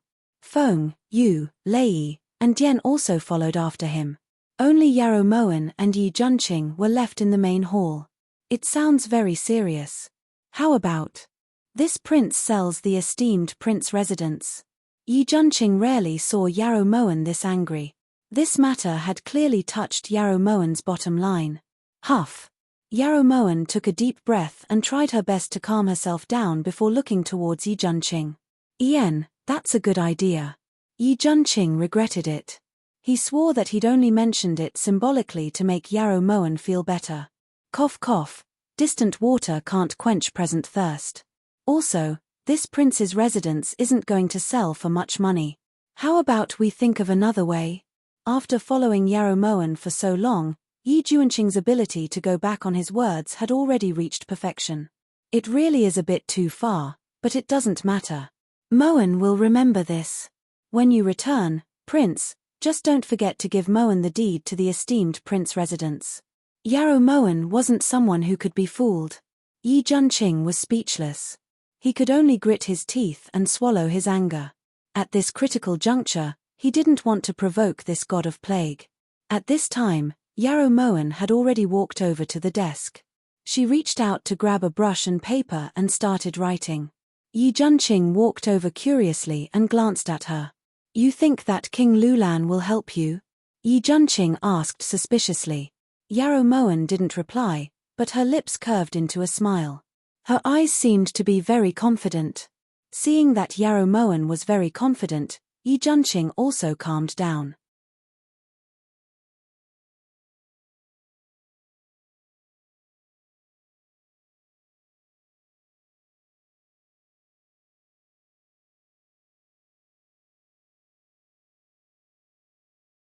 Chapter 269. With King Lolan's support, Yarrow Moen naturally had nothing to fear.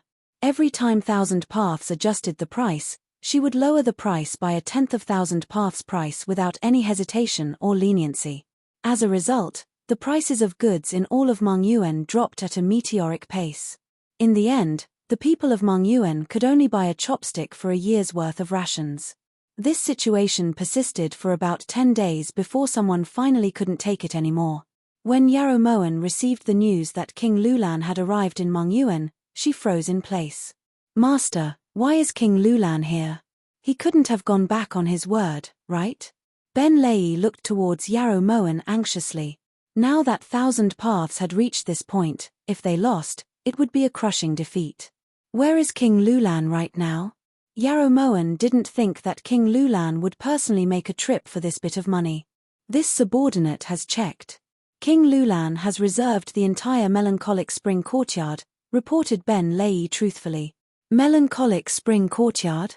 Did no one tell him that Melancholic Spring Courtyard is a brothel?" Yarrow Moen was stunned. "It seems that King Lulan chose to stay there because the accompanying Sunshine Princess likes the style of Melancholic Spring Courtyard," replied Ben Lei. "So it's like that. I didn't think that Kubu Jira would also come. Prepare the sedan chair, we're going to Melancholic Spring Courtyard." Yarrow Moen had just spoken when Uncle Tien rushed in. "Young master, someone just delivered an invitation." Ben Lei casually took the light pink invitation and handed it to Yarrow Moen. "So it's Kubu Jura's 14th birthday. No wonder King Lulan made such a big fuss." Yarrow Moen pursed her lips and sighed inwardly. Originally, she had been worried that King Lulan would be dissatisfied with her extravagant spending, but now it seemed that she had been worrying too much. That night, after Yarrow Moen had dressed herself up, she walked out of her room. At this time, Yi Junqing had already been waiting in the main hall for more than 4 hours. When Yi Junqing saw Yarrow Moen's attire, he swallowed all of his complaints back into his stomach.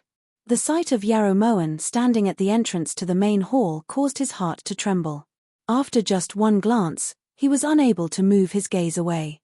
It wasn't that Yi Junqing had never seen Yarrow Moen dressed up before, but even the way she had dressed during the Empress conferring ceremony couldn't compare to her current appearance. The bright and gorgeous light pink dress had a round collar that stretched down to reveal her beautiful neck and chilly collarbone. Coupled with a dark violet-colored misty silk shawl, it caused her skin to be glistening like jade, white and flawless. She wore a violet pleated skirt, and the hem of the skirt was embroidered with multicolored butterflies that were about to soar into the sky. As the breeze blew, the butterflies fluttered about, and it was beautiful to the extreme. Her delicate face was lightly powdered, her brows were like the ink painting of a distant mountain, her eyes were like the moon shrouded in a cold veil, and her vermilion red lips were curled into an arc, revealing a mysterious temptation that caused one's mind to ripple and be unable to control themselves. His earrings, which were made of bloodstone, dangled from both sides, swaying slightly and emitting a red light. Her fine black hair was coiled into a flying bun with a ribbon. There was an exquisite jade hairpin stuck into the bun, and there were fine silver tassels strung with beads. It was extremely gorgeous. Just as Yi Junqing's gaze moved up, his expression instantly froze. He saw that the immortal phoenix tail hairpin was stuck in Yarrow Moen's hair, glistening and dazzling. "Prince, is my Niang beautiful tonight?" asked Tingyu with a smile when she saw that Yi Junqing wasn't looking at her.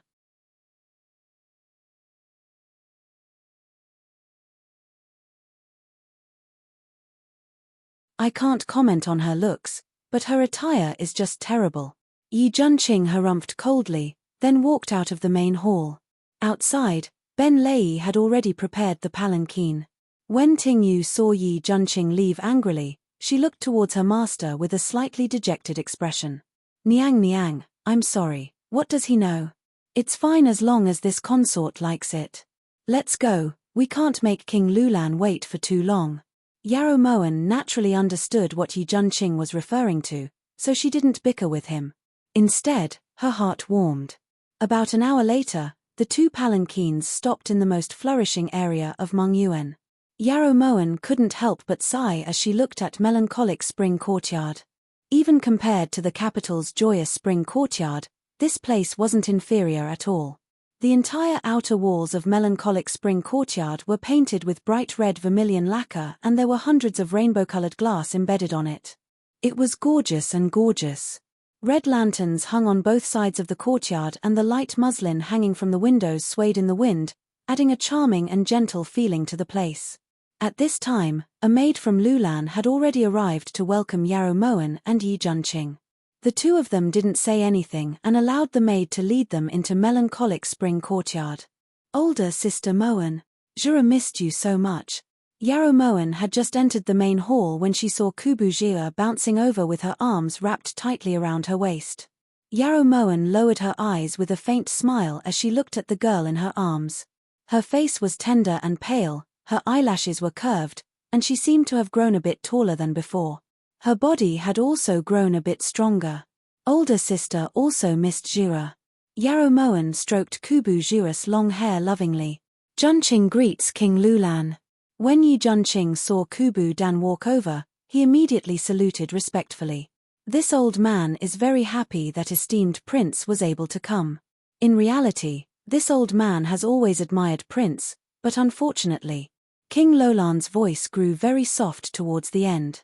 Yi Junqing pretended not to hear and didn't pursue the matter any further. He allowed the maid to lead him to their seats. Under normal circumstances, it was a pity that the latter half of the sentence wasn't anything good, so there was no point in listening, Yi Junqing thought. At the side, Yarrow Moen saw King Lolan's regretful expression and her lips couldn't help but curve up. I didn't think that after only a few days, noble consort Yarrow would already be the empress. This old man congratulates you. King Lulan turned to look towards Yarrow Moen, his voice as gentle as ever. The position of empress is meaningless to Moen. The business in Mongyuan is the most important. For King Lulan to be able to help Moen through this difficult time, Moen is endlessly grateful.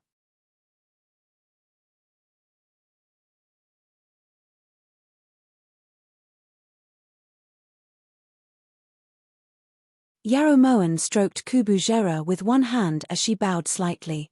Not at all. It's rare for Jira to hit it off with you, so it's an honor for this old man to be able to help you. It's just that.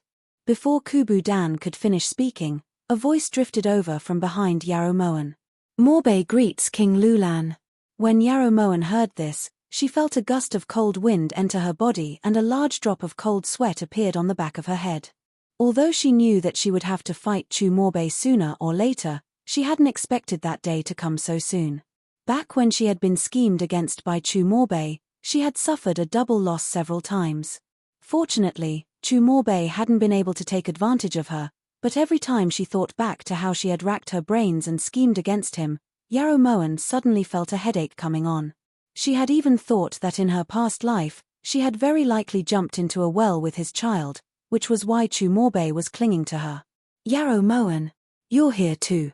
When Yarrow Moen heard Chu Morshin's voice, she finally snapped out of her daze and slowly turned around.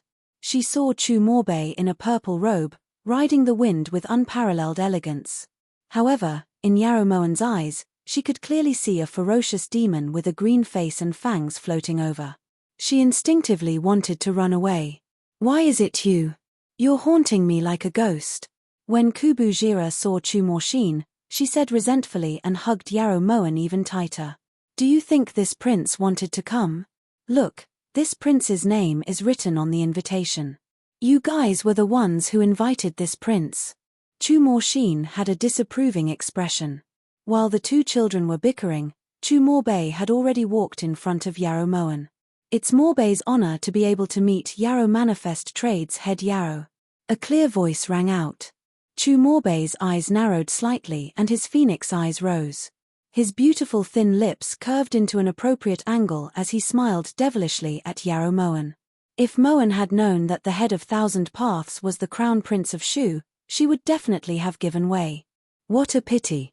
Yarrow Moen lifted her brows. Her voice was humble but stern. Yarrow Moen might lose in person but not in spirit.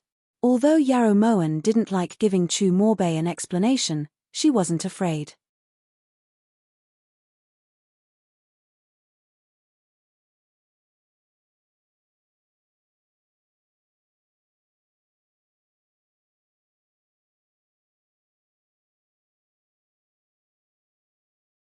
Chapter 270.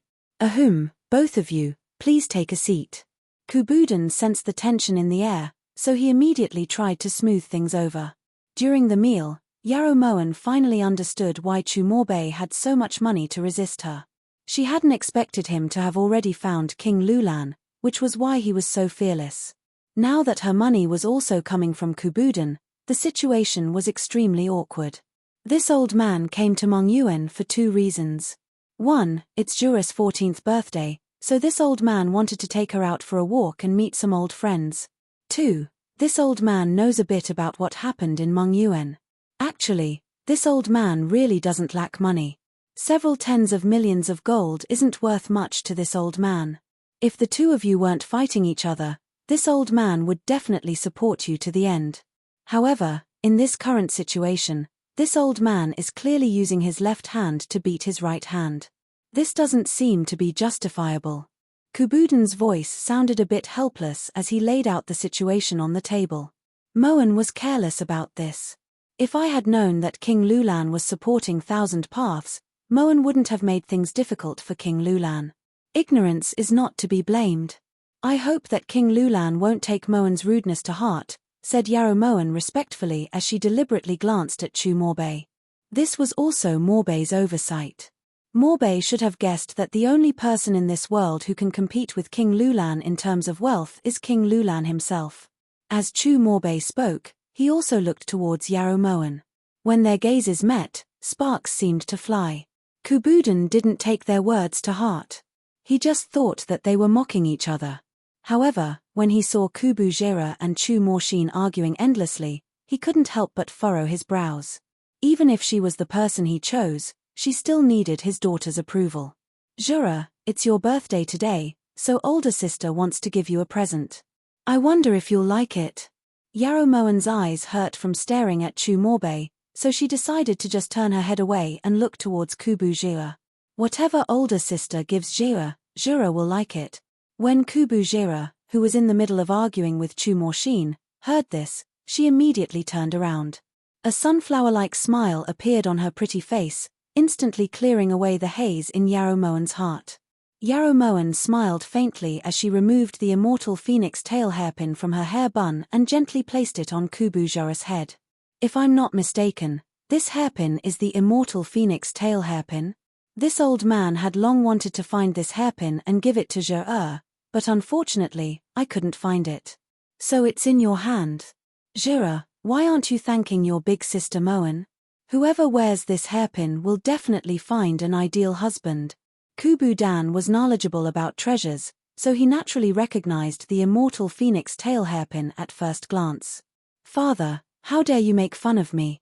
Who wants to find an ideal husband? However, Jura still likes the things that big sister Moan gives. Kubu Jura's face was bright red as she turned her head away in embarrassment. At the side, Yi Junqing was shocked by Yarrow Moan's actions. He never would have expected that Yarrow Moan would be willing to give away the treasure that Feng Yihan had given her to someone else. If Feng Yihan found out that you're gifting Buddha with borrowed flowers, he'd probably be heartbroken. Yi Junqing appeared unconcerned on the surface, but inwardly he was very happy. Earlier, Kubu Dan seemed to have said that it was a pity. Has Prince guessed what King Lulan was feeling? Yarrow Moan moved her chair closer to Yi Junqing's side and asked quietly. Not interested. Yi Junqing knew that Yarrow Moan wouldn't be able to say anything nice, so he immediately changed the topic.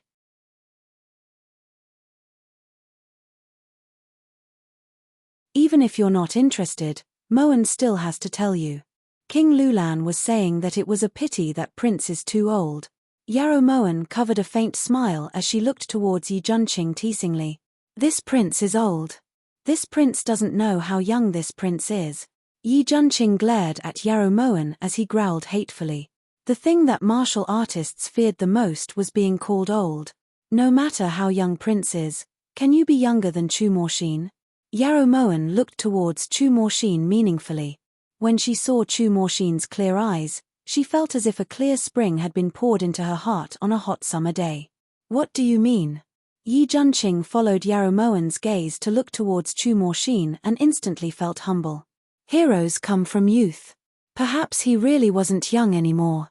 Has Prince ever wondered why King Lulan would spare no effort to help Chu Morbei? Asked Yarrow Moan in a low voice. Because he once saved Kubu Jura's life, thought Yi Junqing. Chu Morbei had already received his reward from that time. 1,500 gold mines isn't a small amount. Yarrow Moen shook her head. Then why? Yi Junqing frowned. He suddenly wanted to know where the intelligence he used to be so proud of had gone. The longer he followed Yarrow Moen, the more he felt that he wasn't as smart as he used to be. Because the gift Chu Morbei gave Kubu Jira was much more valuable than Moen's immortal phoenix tail hairpin. Yarrow Moen couldn't help but sigh. Really? This prince didn't see it. Yi Junqing looked towards Yarrow Moen suspiciously. How could Prince not have seen such a big person sitting there? Yarrow Moen turned to look towards Yi Junqing and waved her hand in front of his eyes. Then she added, "You're not blind." Yi Junqing was infuriated and didn't say anything else. When Yarrow Moen inadvertently raised her eyes, she was shocked to see Chu Morbei's clear eyes looking at her. When their eyes met, Chu Morbei calmly raised his cup and gave a charming smile. Yarrow Moen hesitated for a moment, then returned a faint smile. Perhaps only the two of them could feel how cold each other's smiles were. After the banquet ended, Kubu Jira couldn't bear to part with Yarrow Moen and insisted on keeping her. Kubu Dan tried everything he could to persuade Kubu Jira to let go. At this time, Chu Morshin was dragging Huangfu Juanxiu. He didn't want to stay even if he died. "Little Prince, this is an order from His Highness the Crown Prince. You heard it just now. This subject really has no way of taking you away." Huangfu Juanxiu complained incessantly about Chu Morshin's rude behavior. "This prince doesn't care, this prince just doesn't want to stay here. Take this prince away." Chu Morshin didn't give up. In the end, no one knew what Huangfu Juanxiu said to Chu Morshin, but Chu Morshin reluctantly stayed. After leaving melancholic spring courtyard, Yarrow Moen unexpectedly didn't take a sedan chair. Instead, she walked back to Yarrow residence with Yi Junqing.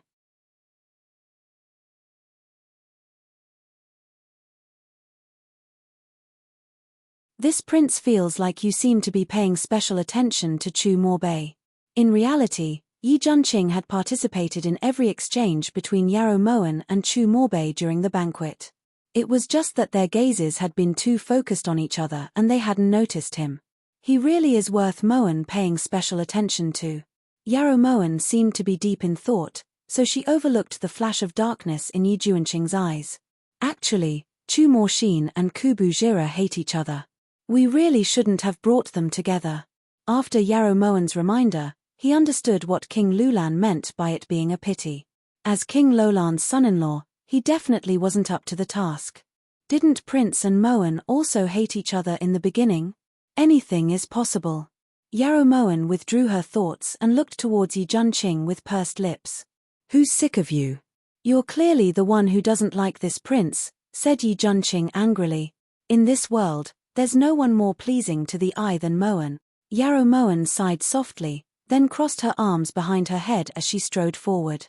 That's right, if it wasn't for the fact that she found him pleasing to the eye, why would she spare no effort to obtain lovely land for him?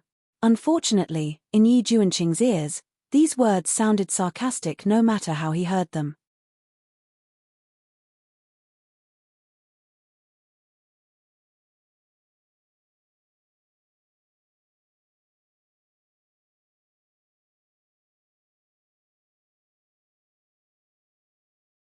Chapter 271.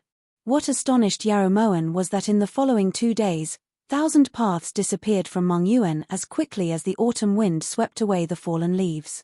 It was as if it had never appeared before. Yarrow Moen couldn't understand Chu Morbei's actions. Even without King Lolan's help, he could have competed fairly with her. After all, Mongyuan was a fertile land. Anyone would want a piece of the pie. There was no reason for 1,000 paths to retreat. Bailey Manor's study reporting to Your Highness, all of 1,000 Path stores have been removed from Mongyuan and the surrounding counties. All of their goods have been shipped back to Shu. Bailey Howran placed an account book that was half the height of a person in front of Chu Morbei. Not bad. Chu Morbei's eyes were smiling. His tone was light, but it made people shiver as if they had fallen into a cold pond. Forgive this subject for speaking too much, but Howran really doesn't understand why Your Highness would suddenly remove all of the stores. Yarrow Manifest Company also can't get any outside help. Even if we compete fairly, Our annual income in Mongyuan isn't just 10 million taels of gold. Bailey Howren was full of doubt. This crown prince is asking for your doubt. I'm sure Yarrow Moen is also thinking about this question right now. Chu Morbei lazily leaned against the back of his chair as his smooth fingers played with the jade pendant at his waist. His smile deepened. This subject still doesn't understand. Bailey Howren furrowed his brows and instinctively shook his head. You've seen Yarrow Morshin before. What do you think of that woman? A trace of indecipherable emotion flashed through her charming eyes. Chu Morbei felt his heart ache. It seemed to be just a little bit, but that little bit of pain seemed to grow like vines, quickly wrapping around his entire heart. It was like a drop of ink falling into a pond, accumulating a large amount of it. That woman is already dead, replied Bailey Howren naively. Bailey Howren replied innocently. When he met Chu Morbei's increasingly sinister gaze, Bailey Howren's mind instantly cleared up. It's not an exaggeration to say that Yarrow Morshin is more powerful than an entire army. Based on this subject's previous understanding of her, if it wasn't for Yarrow Morshin, Yi Hongyi wouldn't have been able to sit on the dragon throne, nor would he have been able to quell Ishi's rebellion. That woman isn't simple. It's a pity that she died, otherwise Great Chu's current strength would definitely surpass our Great Shu. Bailey Howren correctly interpreted Yarrow Morshin's life at that time. That's right, she's dead. But now, Great Chu has produced a Yarrow Mo Wan. Since there are precedents, how could this crown prince allow Yarrow Mo Wan to grow stronger? At this moment, his heart ached as if it had been pierced by a sharp knife. He regretted it. From the start, he shouldn't have allowed Yarrow Morshin to return to Great Chu. He hated Yi Hongyi for being loved by a woman who wasn't inferior to a man, yet he actually knew how to cherish her. He was also angry at Yarrow Morshin. Aren't you very smart? How did he die? Get up and fight with me. Your Highness Crown Prince's meaning is, to get rid of Yarrow Mo Wan? Bailey Howren suddenly asked. That's right, Yarrow Mo Wan won't be able to live. Chu Morbei sighed in relief as a cold light flashed through his sharp eyes. Sorry Morshin, this crown prince doesn't want to take the risk. But this subject still doesn't understand. What does this have to do with withdrawing Thousand Paths? Bailey Howren scratched his head. If we withdraw Thousand Paths, this crown prince will have no reason to stay in Mongyuan.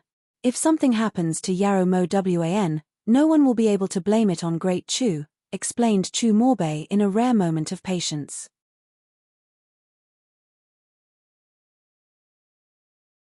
Besides King Lulan, no one else knows that the owner of Thousand Paths is your Highness Crown Prince.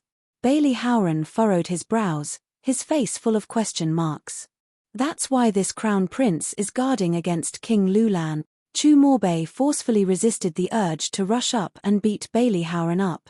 When faced with this kind of brainless question, even the usually calm Chu Morbei couldn't remain calm. This subject understands. His little life was more important, so Bailey Howren didn't dare to object. Aside from this Crown Prince is also doing this to fill Yarrow Mo Wan with doubts, just like you are right now. At that time, if she receives this Crown Prince's invitation, do you think she'll refuse? As for money, once Morshin marries Kubu Jera, Great Shu won't have to worry about money. Chu Morbei finally revealed the truth. But this subject thinks that little prince might not necessarily marry the Sunshine Princess. Bailey Howren didn't fear death as he questioned. Feelings are something that can only be nurtured a bit. Chu Morbei was also very troubled by this matter. He had always believed that Kubu Jera was a beauty that could topple a nation and could be called peerless, but why didn't his younger brother have any feelings for her? Just as Chu Morbei expected, when Yarrow Mo Wan received Chu Morbei's invitation, she only hesitated for a moment before deciding to attend the banquet. Master, this bright moon gorge is a blind spot in the entire Mongyuan. Bandits often appear there, so Ben Lei believes that Chu Morbei definitely has ulterior motives for setting the banquet here. You definitely can't attend the banquet alone, Ben Lei hurriedly advised after receiving the invitation from Yarrow Mo Wan. This consort is guessing that he won't make a move against me so quickly. Also, this consort really wants to know why he suddenly removed all of the shops on Thousand Paths. Perhaps Perhaps he's expressing goodwill. If that's the case, this consort would like to discuss a deal with him. Yarrow Mo Wan's clear eyes flashed with an indescribable light. Based on her previous understanding of Chu Morbei, she shouldn't have gone on this trip. However, she didn't want to miss this chance to meet Chu Morbei alone. Now that the time was ripe, she felt that it was time for Yi Junqing to change sides. If she had Great Shu's support, then things would definitely be much easier. But Ben Lei still wanted to advise her, but Yarrow Mo Wn spoke up first. Listen, no one can know of this matter, especially Yi Junqing.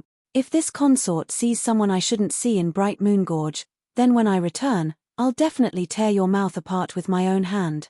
As Yarrow Mo Wn spoke, she got up and walked out of the main hall with Ting Yu. Negotiating with Chu Morbei was a very mentally exhausting matter. There were still 6 hours until the hour of 5, so she needed to properly think about it.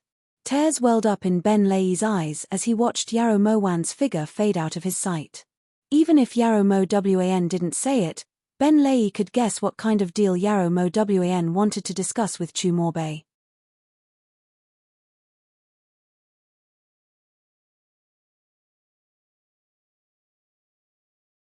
For Prince, Yarrow Mo Wan had truly done everything she could. He would always remember this kindness. Don't worry. With Yin Shui here, nothing could possibly happen to Master, comforted Yu who had just walked in. You heard. Ben Lei wiped his tears and cleared his throat awkwardly. Don't forget, Yu is also a hidden guard. Just now, there was a young lady at the door who wanted to see the esteemed prince. She said that she wanted to give this item along with this letter to Prince. As Yu spoke, she handed over the hairpin and letter. A woman's hairpin? Ben Lei accepted the hairpin with a doubtful expression. Actually, there's something that Yu shouldn't be saying, but you and I have both seen everything Master has done for the esteemed prince. If the esteemed prince fails to live up to Master, you used to be Prince's trusted aide, so there are some things that are more suitable for you to say. Yu gave the hairpin a meaningful glance before turning to leave. Ben Lei naturally understood what Yu meant, but he knew that Prince wouldn't have another woman because there was only Yarrow Mo Xin in Prince's heart. However, when he saw the hairpin in his hands, Ben Lei still hesitated. It wasn't until around midnight that Ben Lei handed the hairpin and letter to Yi Junqing. At this time, Yarrow Mo Wn had already left Yarrow Fu and was heading straight for Bright Moon Gorge. Even though it was night, the streets of Mengyuan were still bustling with activity. The stalls on both sides of the street were lit with lanterns. From a distance, it looked like 2 long dragons crouching on the ground. Inside the palanquin, Yarrow Mo Wn suddenly thought of something and immediately lifted the curtains. Ting Yu, go to Melancholy Spring Courtyard and see if Chu Morshin is there. If he is, tell him that this consort went to Bright Moon Gorge. Yarrow Mo Wn had made this decision with great difficulty. As soon as Ting Yu left, she regretted it.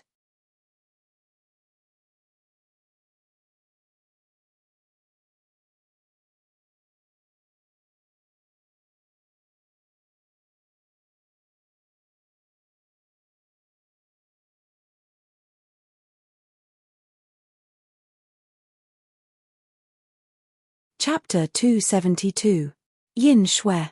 Yarrow Moan immediately summoned Yin Shui. Master, give your orders. Call Ting Yu back. Yarrow Moan said without hesitation. Regardless of whether this was a blessing or a curse, she shouldn't have touched Chu Morshin. That child loved her like she was his mother. Even though the main street was bustling with people, no one noticed Yin Shui coming and going without a trace. Just as Yin Shui was about to find Ting Yu's whereabouts, she was suddenly stopped. Get out of the way. Yin Shui looked towards the person in front of her with a dark gaze, her voice as cold as ice. You should recognize this. He's at Phoenix Mountain. It's up to you whether you want to go or not. The person didn't attack, instead tossing a whip in front of Yin Shui. Yin Shui's pupils constricted when she saw the whip on the ground. She immediately recognized this dragon whisker whip. This was something her father had passed on to Yin Xiong before he died. Yin Xiong had never left his side. What happened to my older brother? Yin Shui picked up the dragon whisker whip in a panic. When she looked up, that person had already disappeared. At this moment, Yin Shui hesitated. Go. She had a mission to complete. Not go. If it wasn't for something extremely dangerous, this dragon whisker whip definitely wouldn't appear here. Yin Shui struggled for a moment, but in the end, she flew towards Phoenix Mountain. This was the first time she had failed in her duties as a hidden guard. At dinner, Yarrow Moen still hadn't appeared. Yi Junqing was just about to ask when he saw Ben Lei walk in. Did you see Yarrow Moen? No matter how busy she was, she shouldn't be skipping dinner. Yi Junqing grumbled. Actually, Ben Lei hesitated. Perhaps he should tell him where Yarrow Moen had gone. After all, Bright Moon Gorge was too dangerous. If Chu Morbei played some underhanded trick, the consequences would be unthinkable. Just as Ben Lei made up his mind, Yi Junqing suddenly stood up and snatched the hairpin from Ben Lei's hands. Where did this come from? Yi Junqing's gaze turned cold and his voice trembled uncontrollably. Replying Prince, at noon, a woman came to the residence to look for Prince, saying that she wanted to give these two items to Prince. Prince wasn't present at the time, so Ben Lei took them for Prince. As Ben Lei spoke, he handed the letter to Yi Junqing. If you wish to know the cause of Yarrow Morshin's death, meet at Jade Heart Pavilion at the 11th hour. I won't wait for you funning. As Yi Junqing looked at the letter in his hands, he felt like his heart was being bitten by a venomous snake. The piercing pain was like waves crashing against his heart. Although he believed that Yarrow Sulwan had caused Yarrow Morshin's death, he still longed for confirmation from someone else. Prince, there's something that Ben Lei doesn't want to say, but it's related to Master's safety. In truth, Master isn't in the residence right now. Instead, she went to Radiant Moon Gorge on Chu Morbei's invitation.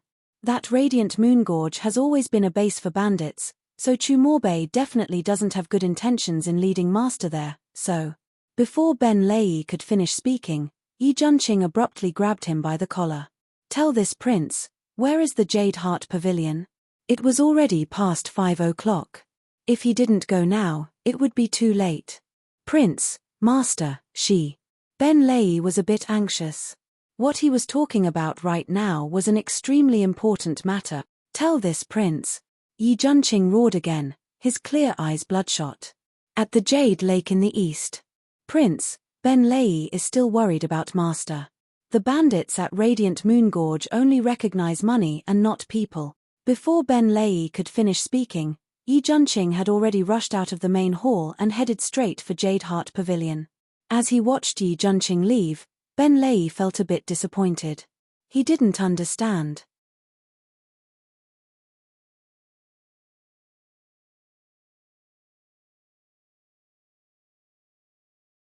Could it be that Prince didn't know who was more important in this situation?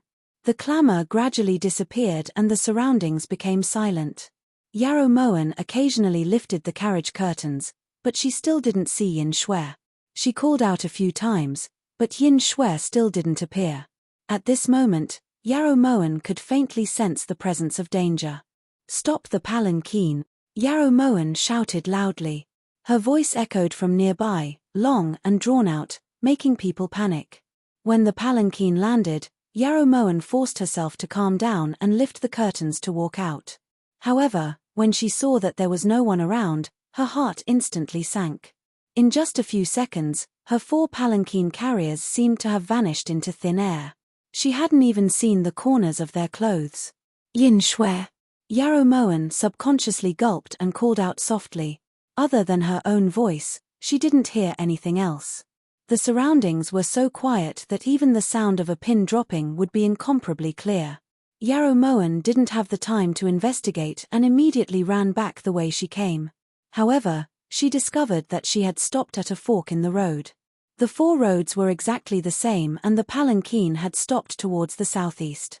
Heavens, please protect me. Yarrow Moen simply ran towards the more spacious road on the left. There was no doubt that she had been tricked by Chu Morbei. At this moment, Yarrow Moen had already called out 18 generations of Chu Morbei's ancestors and sent her greetings. In melancholic spring courtyard, Chu Morshin was currently glaring at Kubu Jera who was blocking his way. Move aside. If the person standing in front of him wasn't a woman, Chu Morshin was sure that he would have rushed up and beaten him until even his parents wouldn't be able to recognize him. "I won't move aside unless you take me to Bright Moon Gorge to find Big Sister Moen," said Kubujua resolutely. "You're walking so slowly. Who's going to wait for you?" Chu Morshin raised his head and looked towards Kubujua. "We can take a carriage." "Do we really have to walk?" suggested Kubujua. "That reincarnated god of fortune of yours has people blocking the entrance. Do you think we can brazenly leave this place?" Chu Morshin couldn't help but shake his head. Was this woman's brain filled with water? "Then what should we do?" Kubujira frowned, but she had no intention of letting Chu Morshin leave. "Sunshine Princess, how about this? We'll think of a way to get out now and then have little Prince go find Her Highness first. In any case, this servant knows the way. This servant and princess can slowly hurry over, all right?" After staying by Yarrow Moen's side for so long, Ting Yu's mind had naturally become much sharper. She knew very well why Master wanted Chu Morshin to know about this. Presumably, with Chu Morshin around, even if Chu Morbei wanted to harm Master, he would restrain himself due to Chu Morshin's presence. "All right." Kubu Jia compromised.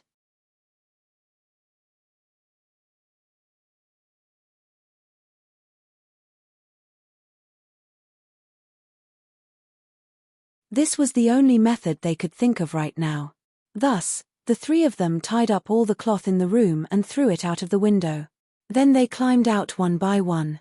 When Chu Morshin landed, he didn't wait for Kubu Jia to climb down before he flew into the crowd and headed towards Bright Moon Gorge. Why is he walking so quickly? He's looking for Big Sister Moen to play with, not rushing to reincarnate. Kubu Jia looked displeased. "Princess, there's a palanquin over there.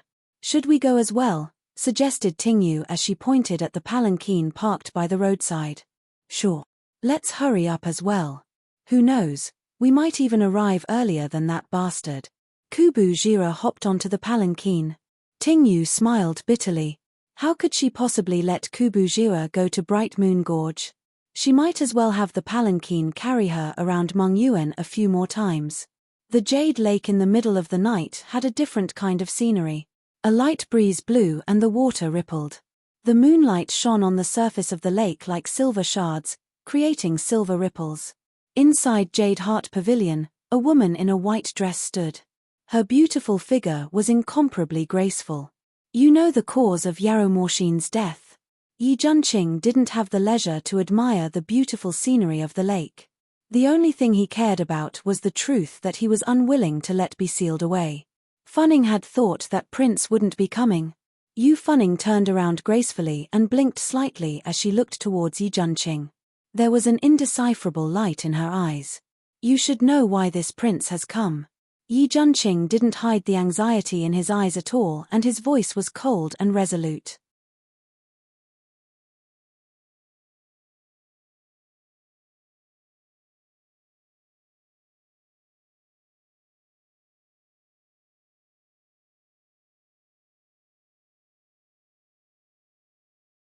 Chapter 273.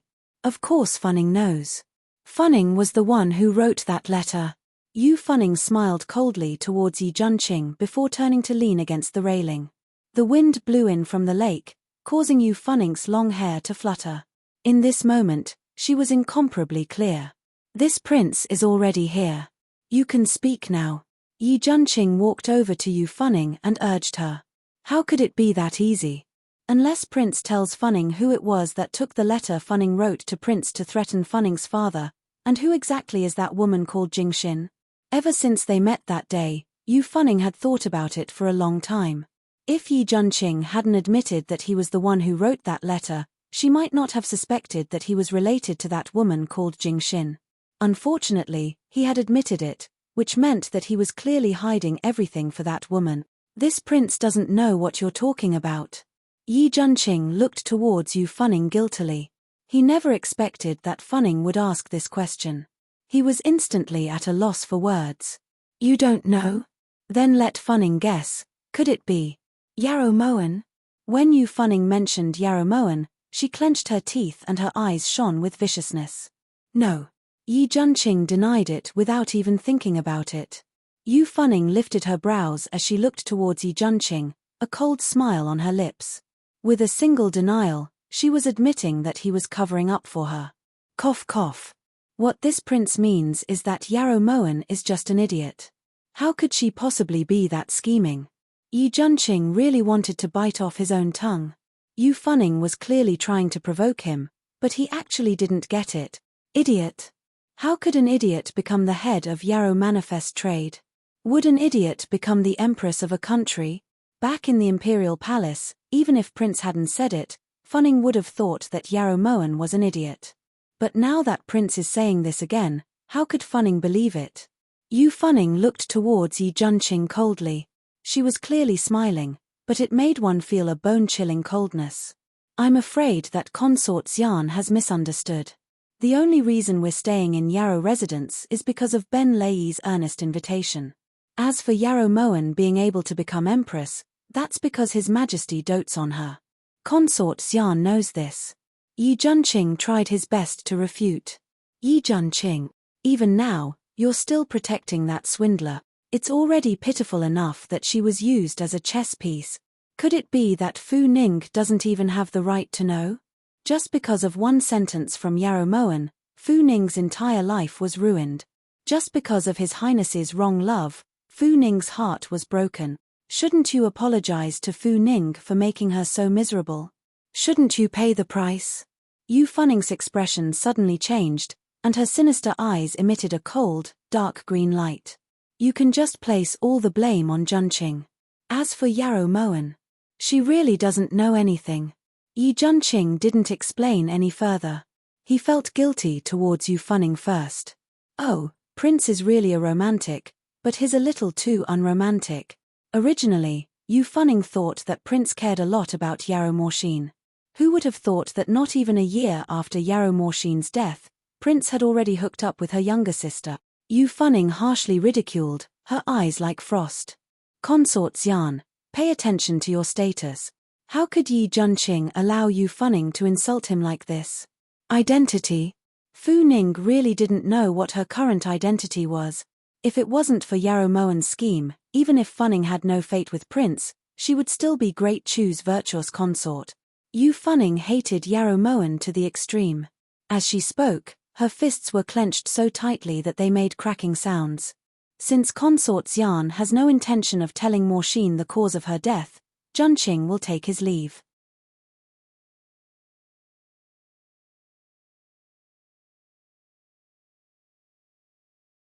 Yi Junqing didn't want to argue with her, so he cupped his hands and turned to leave.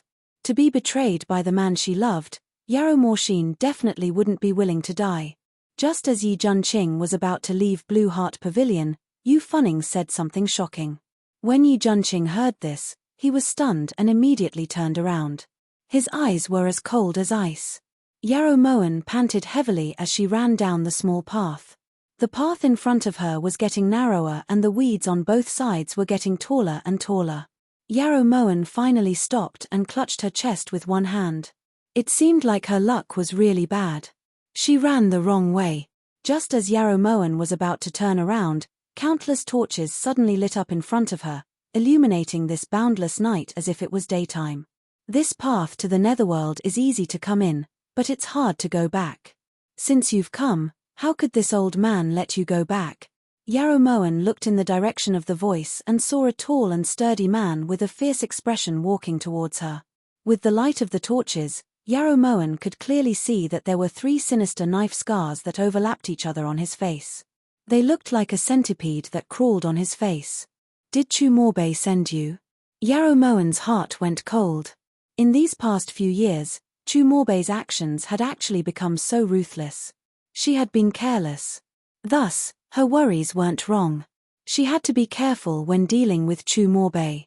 The slightest bit of carelessness could lead to not even a corpse remaining. This old man doesn't know any Chu Morbei or Chu Monen. If you know what's good for you, hand over the treasure and this old man might let you die a little more painlessly. Otherwise, you've also seen it yourself. The 50 or so brothers here haven't eaten meat in a while. The knife-scarred man pointed at the bandits behind him and laughed sinisterly. So you're lacking meat to eat. How about this? As long as you guys come with me, I guarantee that you guys will have meat to eat every day. Yarrow Moen smiled bitterly. It hadn't been easy for her to be reborn, but she didn't want to die here. You're really interesting, little lady. When this old man said eat meat, I didn't mean eat meat. The knife-scarred man's words caused the bandits behind him to burst into laughter. Isn't it just girls? Are the girls in melancholic spring courtyard pretty? As long as you guys come with me, I guarantee that you guys will have girls every day. Yarrow Moen had some understanding of the bandits at Bright Moon Gorge, so she knew that trying to persuade them to let her go was simply wishful thinking. The only reason she had tried to negotiate with them was because she hoped that the heavens would open their eyes and send a deity down to save her. Ha ha ha. This little lady's tone is really big. Based on what? The knife-scarred man laughed until the flesh on his face shook.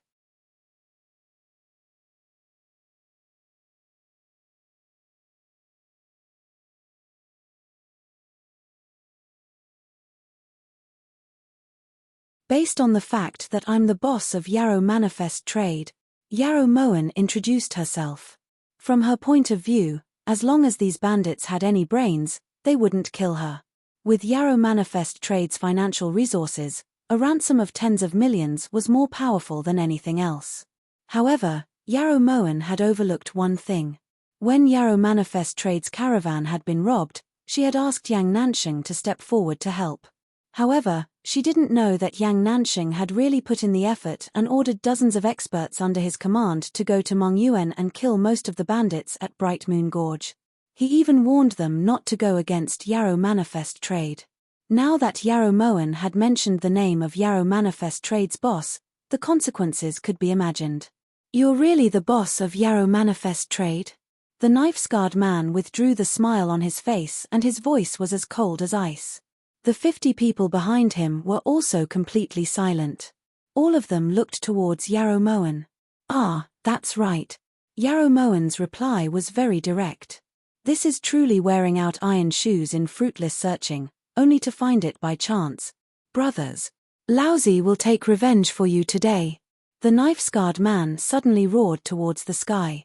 The bandits behind him also echoed in grief and indignation. For a moment, only the word revenge reverberated through the entire valley, causing Yarrow Moen's eardrums to hurt. Cough cough. If I said that I was lying to you guys, would you guys believe me? Although Yarrow Moen didn't know the inside story, she knew that she had said the wrong thing when she saw their fiendish expressions filled with righteous indignation. Brothers, let's attack together. Chop her into mincemeat and feed her to the dogs. How could the knife-scarred man allow Yarrow Moen to explain? He immediately grabbed his knife and charged towards Yarrow Moen. The 50 people behind him also surged forward like a flood. Yarrow Moen let out a long sigh and finally closed her eyes. At least she didn't rape first and then kill, Yarrow Moen thought.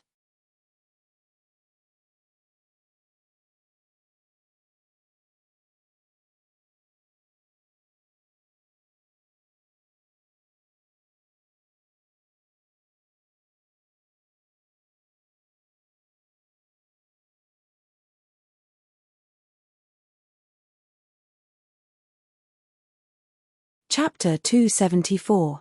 Yarrow Moen didn't resist when she felt a gust of wind sweep towards her head. She quickly cursed Chu Morbei 49 times in her heart. Ah! At this critical moment, a dart struck the back of the knife-scarred man's hand. The long sword that was swinging towards Yarrow Moen instantly fell to the ground. The knife-scarred man howled miserably as he clutched his hand, his expression becoming more and more sinister. You bunch of brazen bandits, if anyone dares to harm her, this prince will definitely tear your corpse into 1,000 pieces. A familiar voice suddenly rang out. Yarrow Moen's beautiful eyes suddenly opened and she saw Chu Morshin flying over on a wave, landing next to her in an instant. Chu Morshin. Are you stupid? Why did you rush out when you saw so many people? The moment Yarrow Moen saw Chu Morshin, her heart that was ready to die instantly tightened. Are you alright? I'm saving you. It's fine if you don't thank me, but you're even cursing me. Chu Morshin looked towards Yarrow Moen with displeasure, but the long sword in his hand had already killed a person. Everyone, charge. Don't let the demoness go. The knife-scarred man roared angrily. The 50 or so people immediately swarmed forward.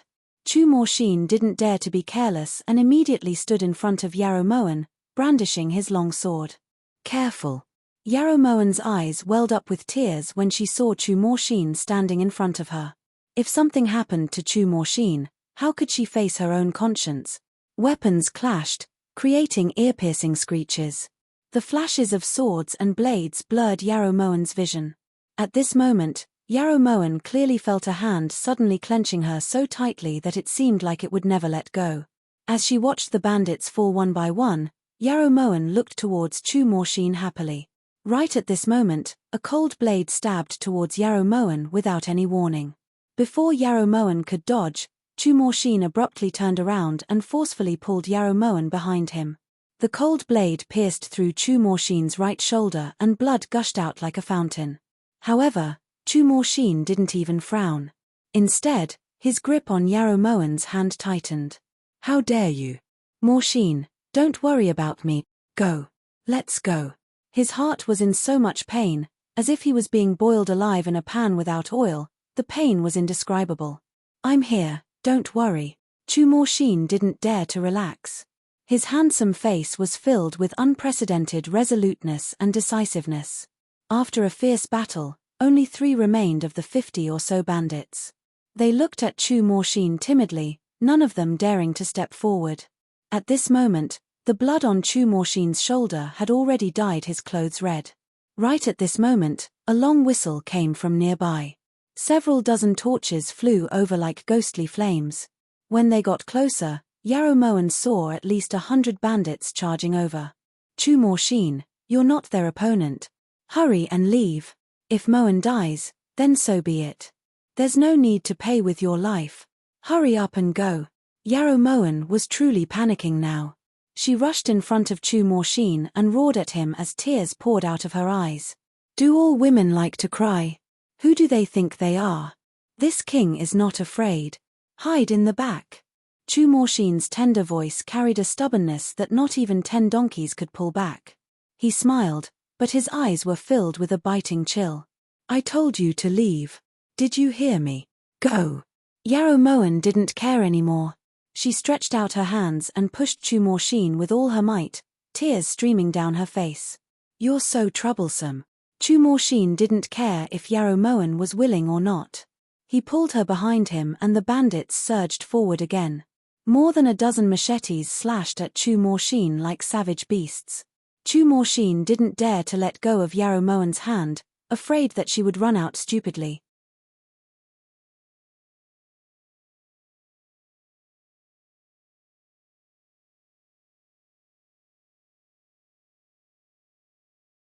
He swung his sword with one arm and used all his strength to block the machetes.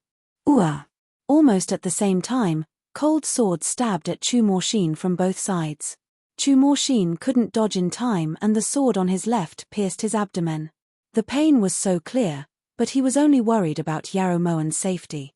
Just as Chu Morshin swung his sword at the bandit on his left and turned to look at Yarrow Moen, he was shocked to find that Yarrow Moen's hands were tightly gripping the sword. Blood flowed down Yarrow Moen's palms.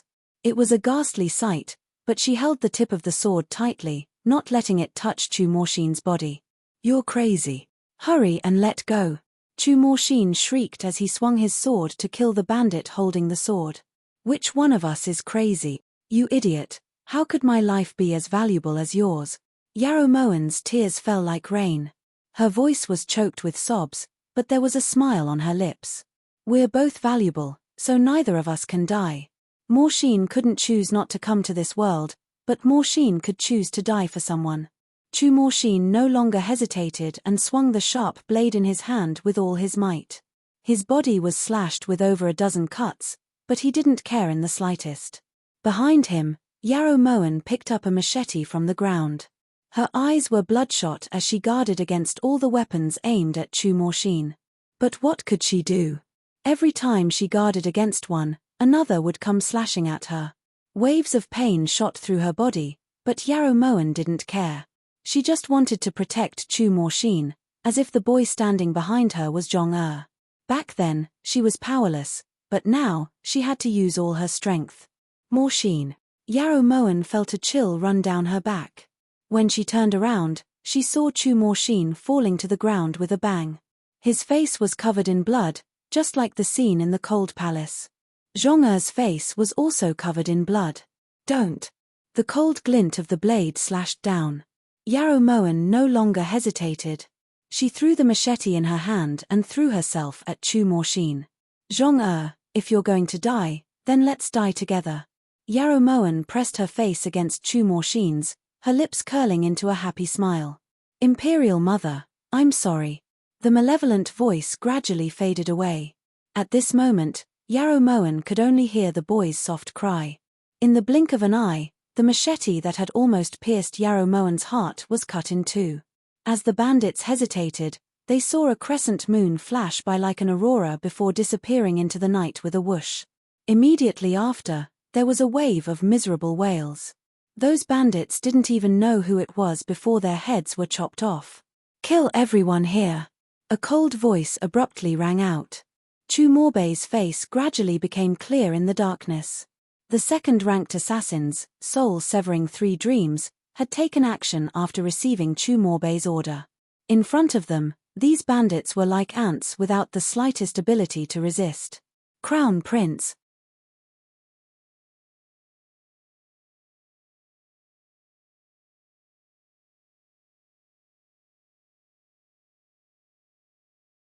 Little Prince is here. There's also Yarrow Moen. Huangfu Juanxiu looked at the overlapping figures and tears welled up in his eyes. On the ground, Yarrow Moen's entire body was pressed against Chu Morshine's. A long machete was stuck in her back while Chu Morshine's arms were wrapped tightly around Yarrow Moen. His arms were covered in wounds. Crown Prince. Huangfu Juanxiu wiped his tears. He wanted to say something, but he didn't dare. Order people to carry them back. Austere Prince must be saved or else they'll all be executed. As for Yarrow Moen, do your best to save her. If King Lulan hadn't discovered that Kubu Jira was missing and thought that Chu Morshine had brought her to him, Chu Morbei wouldn't have known that Chu Morshine wasn't in Melancholic Spring Courtyard. Fortunately, he had arrived in time, so Chu Morbei didn't dare to think any further. If something happened to Chu Morshine, how could he face his imperial mother's spirit in heaven? What are you guys just standing there for? Hurry. When Huangfu Juanxiu saw that Chu Morbei had no intention of killing Yarrow Moen, he immediately ordered people to carry the 2 of them back to Bailey Manor as quickly as possible. As he watched the 2 of them being carried away on stretchers, Chu Morbei choked inwardly. Yarrow Moen, you must have tricked Chu Morshine into coming to this dangerous place. This Crown Prince will spare your life just because of that stab in the back. Next time, this Crown Prince won't be lenient.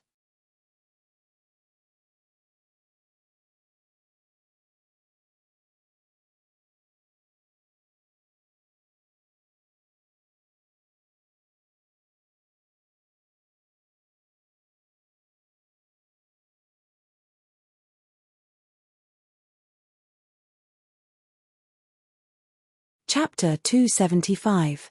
Kill all the bandits in Radiant Moon Gorge, ordered Chu Morbei coldly when the 3 soul-shattering dreams returned to his side. On Phoenix Mountain, Yin Shue's face was flushed and the veins on her forehead were about to burst. At this critical moment, Yin Xiong suddenly unsealed her acupuncture points. Where are you going? When he saw that Yin Shue was about to jump up, Yin Xiong grabbed her arm. Let go. The cold voice was like an icicle piercing into Yin Xiong's heart. It's too late for you to go. Yin Xiong said bitterly, and a trace of guilt flashed in his eyes. He deserved to be a secret guard, but as an elder brother, he owed this younger sister of his. A gust of wind whistled past. Yin Xiong didn't dodge and took Yin Shue's full force attack head-on. Blood sprayed everywhere, but he had no reason to blame her. Not being able to protect Master is Yin Shue's negligence. If Master dies, Yin Shue naturally won't live alone. Yin Shue's icy gaze swept over Yin Xiong's pale face. Her heart was ice cold. In the next second, Yin Shue had already flown towards Radiant Moon Gorge. Moving as fast as the wind had used up everything Yin Shue had learned in her life. When she stood in the gorge and saw the corpses on the ground, Yin Shue's blood froze and her heart sank. Without any hesitation, Yin Shue tossed aside the corpses at her feet as if she had gone mad. Her tears flowed out like a spring, blurring her vision and chilling her heart. In Jade Heart Pavilion, Yi Junqing angrily pinched Yu Funning's snow-white neck. There's a limit to this prince's patience. Tell me, how did Morshine die? This was the first time Yi Junqing had made a move against a woman after being forced into a corner by Yu Funning. As long as Prince personally tells Fu Ning that the woman called Jing Xin is Yarrow Moen, Fu Ning will tell Prince the truth behind Yarrow Moen's death. Yu Funning's flushed face looked somewhat sinister under the moonlight, even terrifying. You. Good. Good. Even if you don't say it, this prince knows. Morshine was forced to die by Yarrow Sulwan in the Cold Palace. Also, Morshine's child was also killed by Yarrow Sulwan. Am I right? Yi Junqing lost his patience and roared angrily. Heh! Yarrow Mo Wn told you this? Your Highness believes it. Yu Funning's lips curled into a mocking smile. There were too many meanings hidden in that smile. This prince believes. He had never doubted Yarrow Moen's words. Sure. Then Prince should go ask Yarrow Moen why His Majesty wasn't at Changle Palace when the Empress gave birth. Yarrow Sulwan was only an imperial concubine. What ability did she have to bring the mother of the country into the Cold Palace? Where was His Majesty at that time? Yu Funning stared at Yi Junqing, but the sorrow in her eyes was something that Yi Junqing would never be able to sense. This prince doesn't want to see you again. Yi Junqing angrily threw Yu Funning against the railing of the pavilion before turning to leave. As Yu Funning watched Yi Junqing disappear into the night, her tears fell like rain. How could the pain in her body compare to the pain in her heart? Yi Junqing, if Yarrow Moen isn't in your heart, then why aren't you willing to say those words? Just one word and you'll know the truth behind Yarrow Morshine's death. But why are you unwilling? Since your heart can accommodate another woman, why can't that woman be Fu Ning? Why? On the way, Yi Junqing's heart was filled with anxiety and helplessness. He didn't dare to think about Yu Funning's suspicions, but those questions kept flashing through his mind, forcing him into a corner. Did Yarrow Moen lie to him? Lied to him again. He had to find Yarrow Moen and get to the bottom of this. Yarrow residence was right in front of him. Ben Lei paced back and forth at the entrance with a worried expression.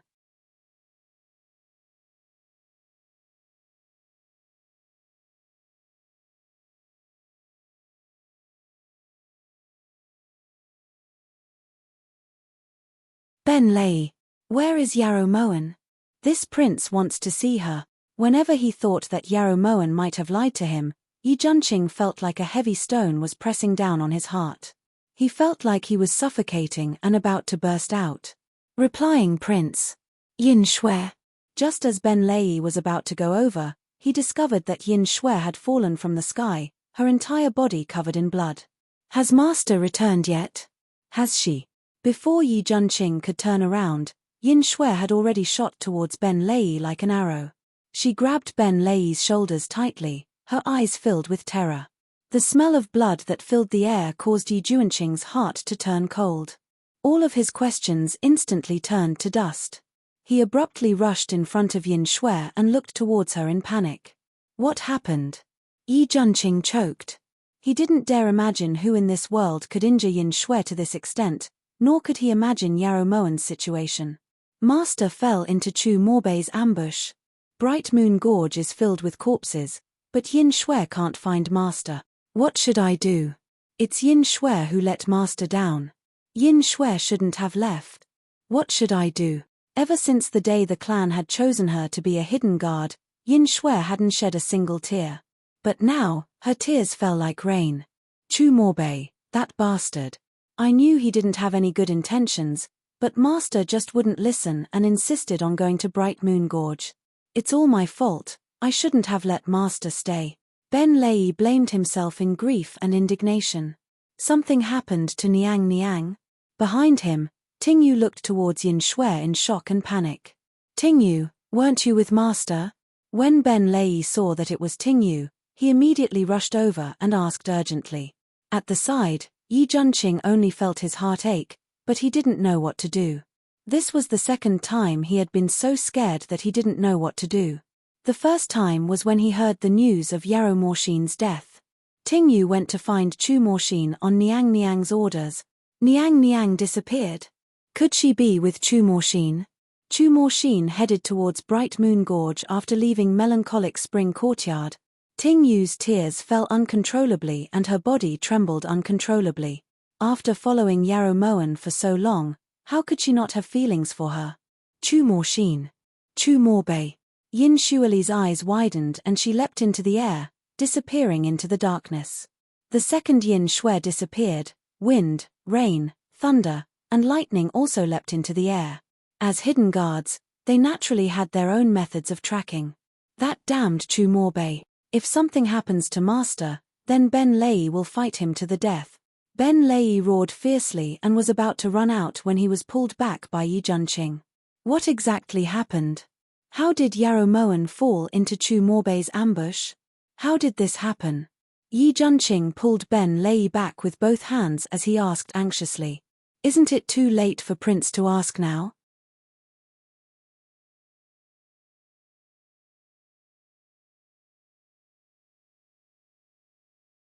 Ben Lei had told Prince that Master went to Bright Moon Gorge to attend Chu Morbei's invitation, but Prince didn't even listen and only cared about that lousy hairpin.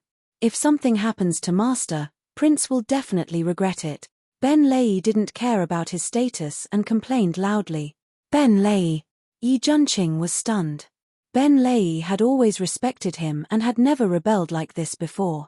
Ben Lei's tone hit the nail on the head and every word came from the bottom of his heart. Whatever Prince wants to do is Prince's business, but right now, Ben Lei has to go find Master, so forgive me for not accompanying you. Ben Lei fiercely shook off Yi Junqing's hand and angrily disappeared into the darkness. Niang Niang. You mustn't let anything happen to you. War. Niang Niang. Tingyu sobbed heavily as she ran in the direction Ben Lei had left in. Tingyu, do you know where Yarrow Moen is? Right now, Tingyu had become Yi Junqing's only hope. At this time, his mind was a mess and he couldn't think clearly at all. He only felt like his heart was bleeding. If I don't know, then I'm just going to stay here and do nothing? Prince. Tingyu doesn't understand. Why is it that every time Prince is in danger, Niang Niang is always by your side? But when Niang Niang is in danger, where is Prince? Tingyu is very disappointed, and also feels bad for Niang Niang. Tingyu wiped away her tears, her teary eyes filled with boundless disappointment. Yi Junqing's face flushed red from Tingyu's gaze. He wanted nothing more than to find a hole to crawl into. He suddenly felt helpless. What should he do? When he had first entered Mongyuan, he had done nothing but idling around. Now even if he wanted to look, he didn't know where to go.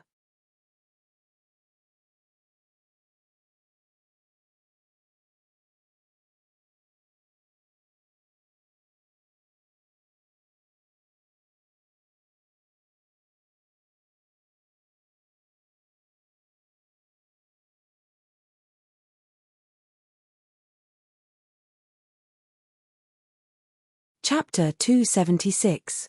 Tingyu left. Just like that, she ran off aimlessly while crying. Yi Junqing stood alone in the middle of the night, allowing the autumn wind to flutter his clothes. Scenes from the past replayed in his mind. He suddenly understood that the reason he was able to live up to this point wasn't because of luck. It was because there had always been a woman standing in front of him, shielding him from danger. But now, it was unknown whether that woman was alive or dead, so he could only stand here helplessly. His heart hurt so much, as if there was a hand piercing through his chest, trying to rip away the most precious thing in his heart. He was powerless to stop it, so he could only silently endure. The wind blew past and his cheeks suddenly became cold. Yi Junqing raised his hand in shock and discovered that there were tears on his fingertips. In the next second, Yi Junqing seemed to wake up from a dream and jumped up like a madman. He prayed continuously in his heart. Moen, you have to live, I beg you, you have to live. Inside the Bailey residence, Yin Shui waved the phoenix wing chain wildly. Before the guards could even get close, they were already howling in pain. Yin Shui, you've gone crazy. On the other side, Yin Xiong gripped the dragon beard whip and stood in front of Yin Shui. Hand over Yarrow Moen. Otherwise, I'll raze this place to the ground. Yin Shui's words were like ice and her eyes were as sharp as the sun and moon, forcing people not to look at her directly. Yarrow Moen isn't here, refused Yin Xiong coldly. Since you're not willing to hand her over, then I'll beat you until you do. As Yin Shui spoke, she suddenly raised the phoenix wing chain. In the dark night, the phoenix wing chain was like a flood dragon emerging from the sea, stirring up a gust of wind. It was also like a wild beast leaving its cage as it attacked the surrounding guards. There was another wave of miserable howls. Yin Xiong had no choice but to throw out the dragon beard whip. When the two precious artifacts rubbed against each other, there was an ear-piercing sound that made people's hearts tremble. The guards with lower aptitudes were already coughing up blood. Even Yin Shui felt her hand go numb from holding the phoenix wing chain. Yin Xiong naturally wasn't much better off. Stop! Just as the two were about to attack again, a low voice rang out and Chu Morbei walked out with a vicious expression. Hand over Yarrow Moen. When Yin Shui saw that it was Chu Morbei, her eyes turned scarlet. Since you're Yin Xiong's sister, leave. This prince will spare your life. Chu Morbei stood with his hands behind his back. His deep eyes faintly flickered. Under the moonlight, his eyes seemed to possess a bewitching charm that made people willingly submit to him, willingly kneel before him. Unless you hand over Yarrow Moen, Yin Shui won't rest until she dies. Yin Shui, whose eyes were bloodshot, was covered in blood. Her dark eyes carried a cold light as she glared at Chu Morbei. So what if there was a savage beast in front of her? She only cared about her master. 3 soul-severing dreams. Chu Morbei said coldly. As soon as he finished speaking, 3 black-robed men appeared behind him. What was shocking was that the 3 men looked exactly the same, as if they had been cast from the same mold. Very few people in the world knew that the 3 soul-severing dreams were actually triplets, because most of the people who had seen them had died at their hands. Yin Shui, hurry up and go back. Yin Xiong roared when he saw that his master was serious. What qualifications do you have to give orders in front of Yin Shui? All of you can come at me together. Yin Shui glared at Yin Xiong with disdain as the phoenix wing chain in her hand began to stir. Right at this time, Feng Yu Lei Dian suddenly appeared behind Yin Shui. Every one of them held a weapon in their hands, looking impatient.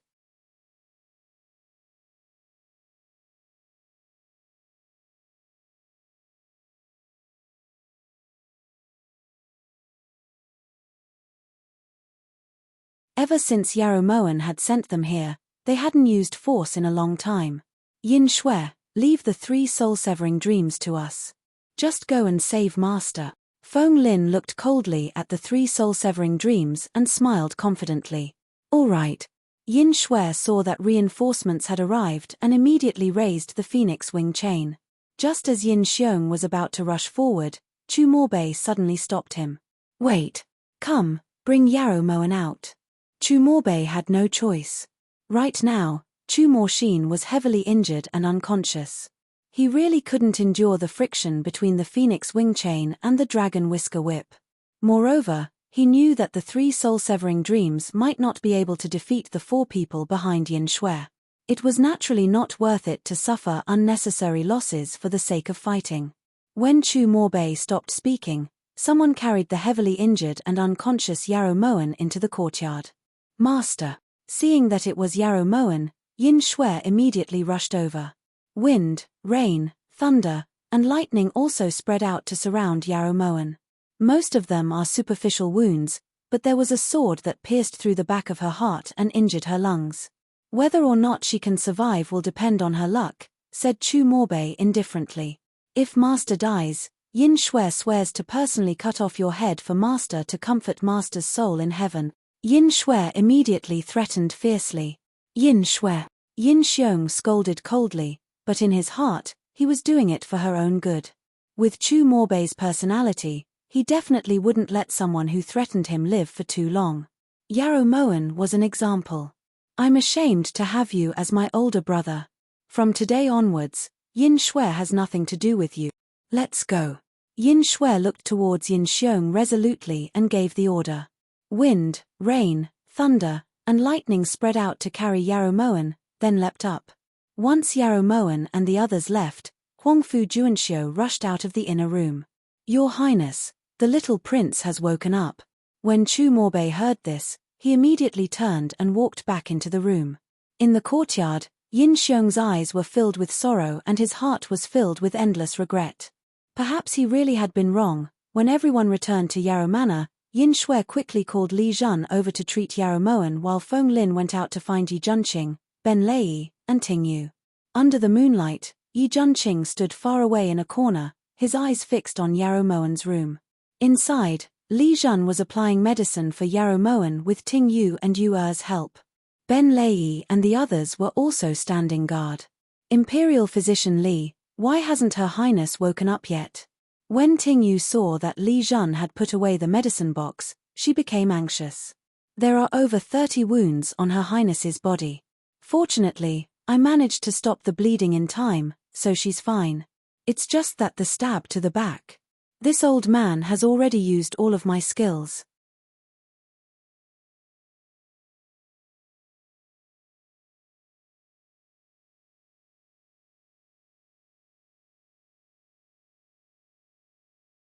"As long as Her Highness can wake up tomorrow, she'll be fine. If not, then we can wash our necks and prepare to be buried with her." Li Jun's words made everyone believe that he had indeed used all of his strength. Once Li Jun left, everyone argued amongst themselves and finally decided that Ting Yu would stay by Yarrow Moen's side, Yin Shui, wind, rain, thunder, and lightning would hide in the shadows to prevent Chu Morbei from launching any sneak attacks, and Ben Lei would be responsible for setting up defenses around Yarrow Manor. When Ben Lei walked over, Yi Junqing instinctively wanted to dodge, but his legs wouldn't budge no matter what. He really wanted to know what the imperial physician had said. Prince really doesn't care about Master at all. Ben Lei originally wanted to pretend that he didn't see Yi Junqing and just walk over, but he couldn't do it. "This prince, cough cough. How is she?"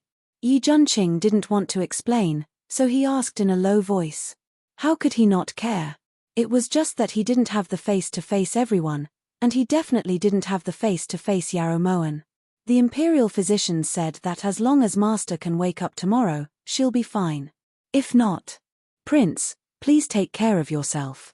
Ben Lei's voice suddenly choked with emotion, then he turned to leave. "If not, would she die? Wasn't it said that a scourge would live for 1,000 years? So Yarrow Moen wouldn't die, she definitely wouldn't die." Yi Junqing stood there in a daze, his hands trembling uncontrollably inside his sleeves. The scenery in front of him instantly became blurry. That night, Yi Junqing couldn't care too much anymore. He quietly snuck into the bedroom and very rudely knocked out Ting Yu. In the shadows, Yin Shui and wind, rain, thunder, and lightning saw everything clearly, but they pretended as if nothing had happened and allowed Yi Junqing to sit in front of Yarrow Moen's bed. Because they knew that everything Yarrow Moen had done was for Yi Junqing. Perhaps with Yi Junqing by her side, Yarrow Moen would wake up a bit faster.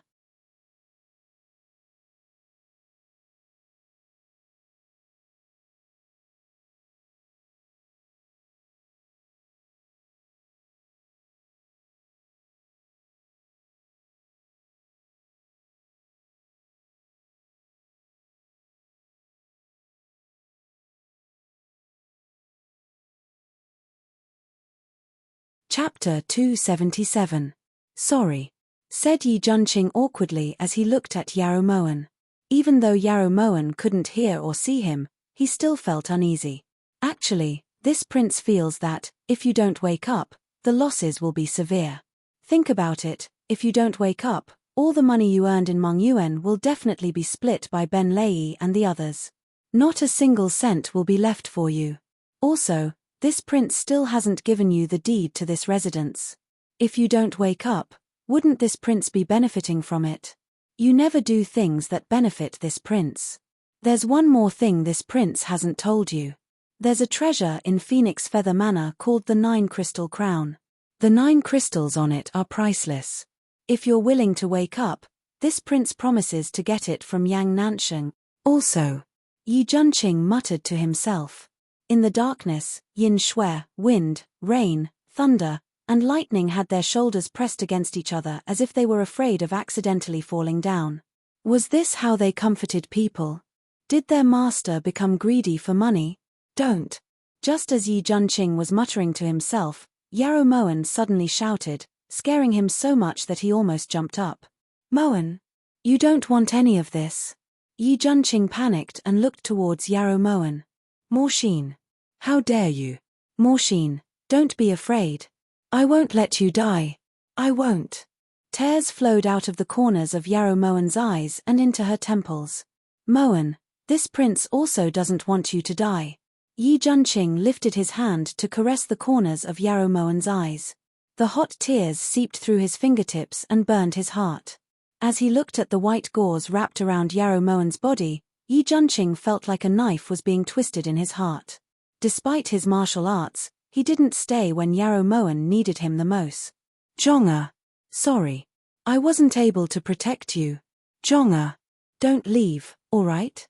Stay. Sorry. Yarrow Moen suddenly raised her hands as if she was grabbing something in the air. Her tears flowed out. Moen. Moen. Yi Junqing abruptly grabbed Yarrow Moen's hand. As he looked at the crying Yarrow Moen, his heart ached to the extreme. Zhong'er was Morshine's child. It didn't matter if Yarrow Moen had lied to him or not. In Yarrow Moen's heart, Yarrow Morshine and Zhong'er definitely weren't any less important than him. No matter how they died, Yarrow Moen would take revenge for them. Since that was the case, why should he force Yarrow Moen to tell him the truth? Since you don't want to tell Junqing, then Junqing won't ask anymore, alright? Please wake up. Don't scare me. Yarrow Moen's face gradually paled and her hands became as cold as water. Yi Junqing choked with sobs as he begged, tightly clasping Yarrow Moen's hands in his own. I want revenge. I want to make you all wish you were dead. I want you all to kneel in front of Zhong'er. I want you all to pay this debt of blood with blood. Yarrow Moen shouted emotionally. She abruptly sat up, but didn't open her eyes. Moen. Yi Junqing sensed that Yarrow Moen was acting strangely, so he placed his palms on the middle of Yarrow Moen's back and slowly poured in his internal energy. Yi Junqing. Yarrow Moen called out Yi Junqing's name in a daze. I'm here. I've been here the entire time. Yi Junqing looked towards Yarrow Moen in terror, tears brimming in his eyes. You idiot. Yarrow Moen gradually calmed down and her lips slowly curved up. Her body collapsed weakly into Yi Junqing's embrace. Tears rolled down uncontrollably. Wasn't Yi Junqing an idiot? He clearly knew that you were in danger, so why did he still go to Blue Heart Pavilion? The room was completely silent. Yi Junqing allowed Yarrow Moen to lean against his chest, not daring to move in the slightest for fear that it would pull on her wounds. He sat there for the entire night. In the darkness, Yin Shue's tears silently fell. It seems that secret guards shouldn't cry, said Yue to Yin Shue.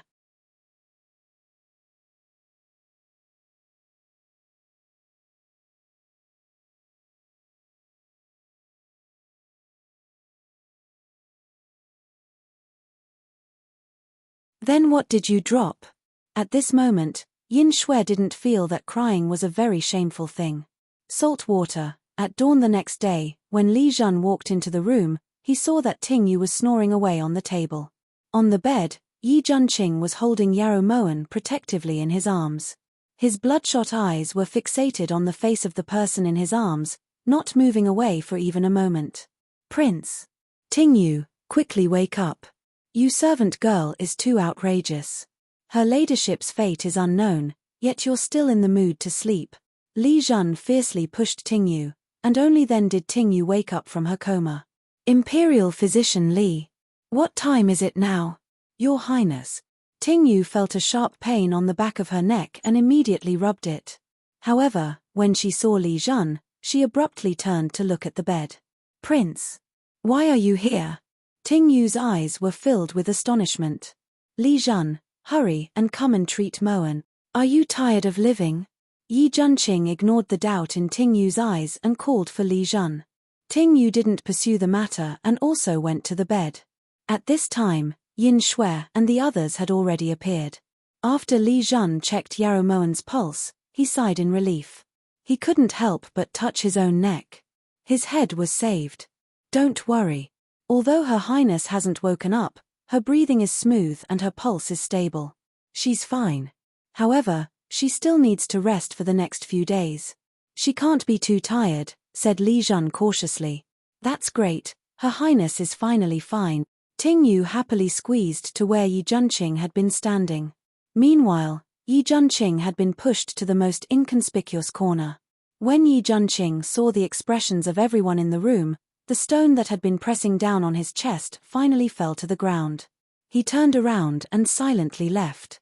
The next day, when Ben Lei passed by the study, he was called in by Yi Junqing. "Prince, did you need me for something?" asked Ben Lei timidly. Back then, because of Yarrow Moen, he knew that he had said a lot of treasonous things. Looking at Yi Junqing's expression now, it seemed like he wanted to settle the score. "Bring this prince the silk shop's account book," said Yi Junqing with a serious expression. "What? Bring what to you?" Ben Lei suddenly raised his eyes, his bell-like eyeballs almost popping out of his eye sockets. "Account book, the silk shop's account book," repeated Yi Junqing. "Forgive Ben Lei for being so bold as to ask, but what does Prince need the account book for?" asked Ben Lei suspiciously. "To reconcile the accounts, of course. Are you going or not? If you're not going, this prince will find someone else." Yi Junqing knew that his way of doing things was a bit too shocking, because everyone in Great Chu knew that the esteemed Prince Yi Junqing was skilled in both politics and martial arts. However, he wasn't good at accounting, and he was very bad at it.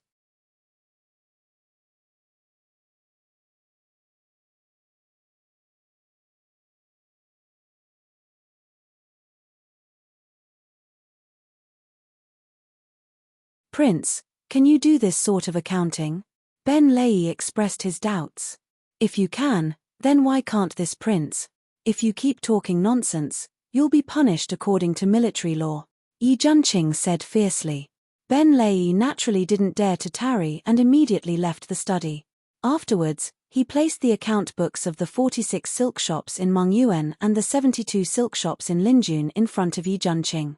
The result was that Yi Junqing didn't eat for an entire day, yet he couldn't even reconcile a single account book. After being unconscious for 3 days, Yarrow Moen finally woke up. At this time, Yin Shui was kneeling on the edge of the bed with both hands holding up a dagger. Her expression was filled with unconcealable guilt. "Are you joking with this consort?" In this consort's current state, it would take even a lot of effort to stomp an ant to death. How could this consort possibly hold up a dagger? Yarrow Moen looked towards Yin Shui in amusement.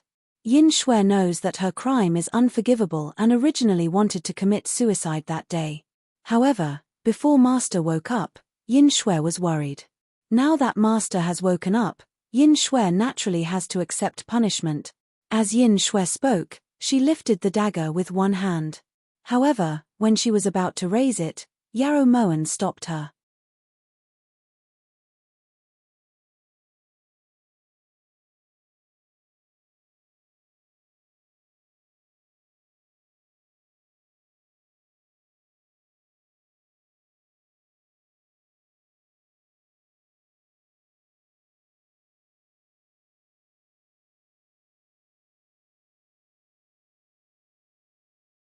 Chapter 278. I won't allow it. Yin Shui, how do you know that this consort wants your life? Humans aren't saints, everyone makes mistakes. Besides, this isn't your fault. The fault lies with Yin Xiong actually using your familial love. Since you're not in the wrong, why should you be punished?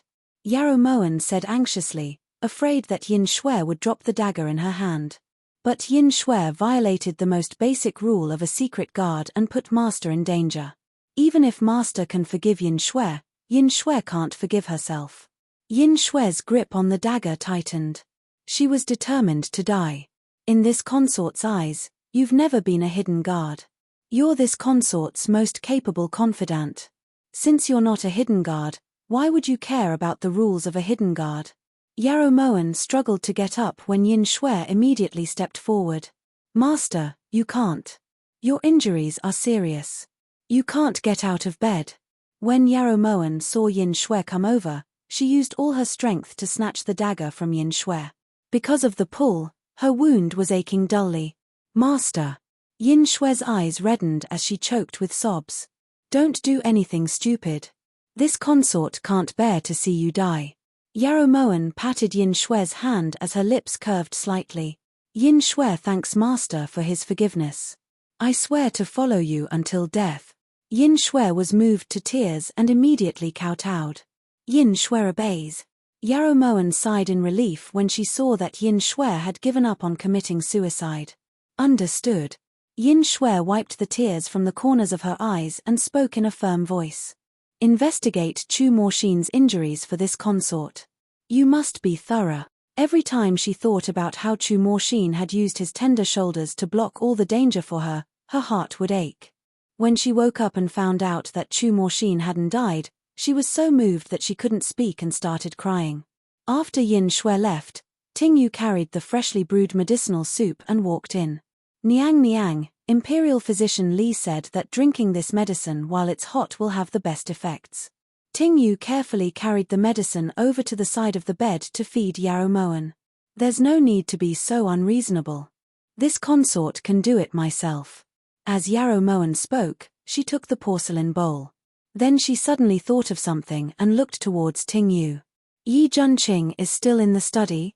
Yarrow Moen had already woken up for 2 days, but Yi Junqing still hadn't come to see her. This made Yarrow Moen feel a little uncomfortable. Replying to your ladyship, when this servant brought the medicine over, I took a glance. His Highness is still here. Seriously, esteemed prince, who did you get injured for? He didn't even take a look at you, only studying the accounts all day. Ben Lei has already told this servant that your Highness needs an hour to think about 1 + 1. How could he possibly check the account? It's obvious that he has a guilty conscience and doesn't dare to see Her Highness. Ting Yu muttered hatefully. Guilty? What do you mean? Yarrow Moen drank a mouthful of medicine, her elegant brows inadvertently twitching a couple of times, but she didn't say anything. On the day that Nyang Nyang met with the accident, Ben Lei had already told Wang Yi where Nyang Nyang had gone and also told Wang Yi that Nyang Nyang might be in danger, but Wang Yi acted as if he didn't hear anything and just ran out with a broken hairpin, not caring about Nyang Nyang's life or death. The more Ting Yu spoke, the angrier she became. Is that so? Yarrow Moen lowered her eyes and continued to drink the medicine. When Nyang Nyang was carried back, she was covered in blood. We were all scared to death, but there wasn't even a trace of your Highness. There's more. Just as Ting Yu was getting excited, a cough suddenly came from behind her.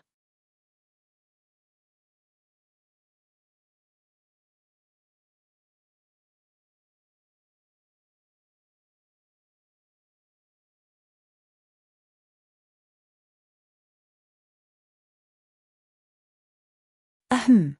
When Ting Yu heard this, she turned to see that Yi Junqing was right behind her. He was holding the account book with both hands and his face was completely red. Hey! This servant forgot that there's ginseng soup in the kitchen. This servant has to go take a look. Ting Yu was incomparably embarrassed. Although what she said was the truth, she was still talking about someone else behind their back. Most importantly, she had been caught red-handed. Ian, you can leave. When you come back, this consort will listen to what you have to say after that. Yarrow Moen looked towards Ting Yu with a faint smile, then lowered her eyes and continued to drink the medicine. The room fell silent. Sorry. In these past few days, Yi Junqing felt like he had said all the sorry he could ever say in his life, but he still felt that it wasn't enough. There's no need to be sorry. Moen is still waiting for Wang Yi to deliver Phoenix Feather Manor's 9 crystal crown to Moen. Yarrow Moen finished the medicine, then turned to place the porcelain bowl on the wooden stool. However, Yi Junqing caught it in the next second. Don't worry, besides the 9 crystal crown, there's also a hanging thorn pearl. Junqing is confident that he'll be able to swindle them all, said Yi Junqing confidently. When Yarrow Moen heard this, she raised her eyes slightly and looked towards Yi Junqing in surprise. Wasn't this attitude a bit too good? These are the account books of the 46 silk shops in Mengyuan. This prince has already finished checking them. Do you want to take a look? If there's no problem, this prince plans to start checking the 72 accounts of the neighboring commandery. Yi Junqing placed the account book on the side of the bed and picked up a random one. He flipped it open and placed it in front of Yarrow Moen. Yarrow Moen looked towards Yi Junqing in confusion. She couldn't understand what he was doing at all. If you feel that this angle is suitable.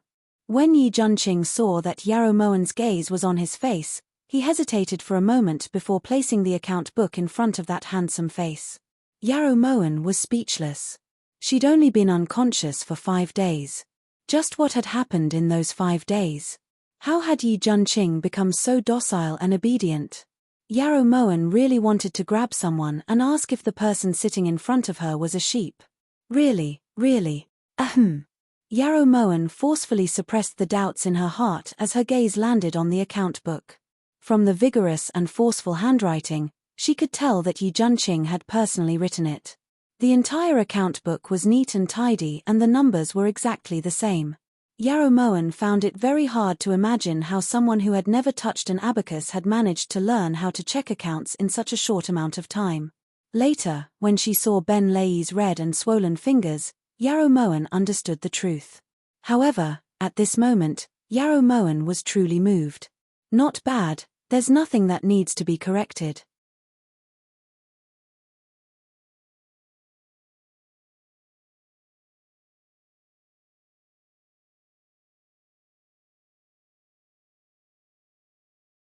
Yarrow Moen nodded slightly as her lips curved in praise.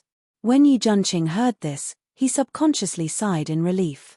Then he moved to get another account book for Yarrow Moen to check. If the rest are the same as the previous one, Moen doesn't need to check them, said Yarrow Moen. That's fine, then this prince won't disturb your rest. Yi Junqing hesitated for a moment, then put down the account book in his hands. He slowly got up, but didn't show any signs of leaving. Prince, is there something else? Yarrow Moen lifted her brows when she saw that Yi Junqing wanted to say something. Yi Junqing didn't say anything. After a moment's hesitation, he sat back down. Then he put the account book to his side and took out a hairpin from his sleeve. Yarrow Moen had the vague feeling that this hairpin was hers and that she had gifted it to some palace maid. On the night of your accident, this prince received Yu Funning's letter and this hairpin. In the letter, Yu Funning said that she knew the truth behind Morsheen's death. At the time, Ben Lei had indeed told this prince that you were in danger. However, when this prince saw this hairpin, this prince completely panicked, so this prince didn't even wait for Ben Lei to finish before running to Jade Heart Pavilion to see Yu Funning, said Yi Junqing indifferently as he held the letter. On the bed, Yarrow Moen was very surprised. She had originally wanted Yin Shui to investigate the person Yi Junqing had met with, but she hadn't expected that Yi Junqing would reveal everything without holding anything back. So it was Yu Funning. Moen should have guessed long ago. Yarrow Moen smiled bitterly. It hadn't been a day or two since Yi Junqing had arrived in Mengyuan.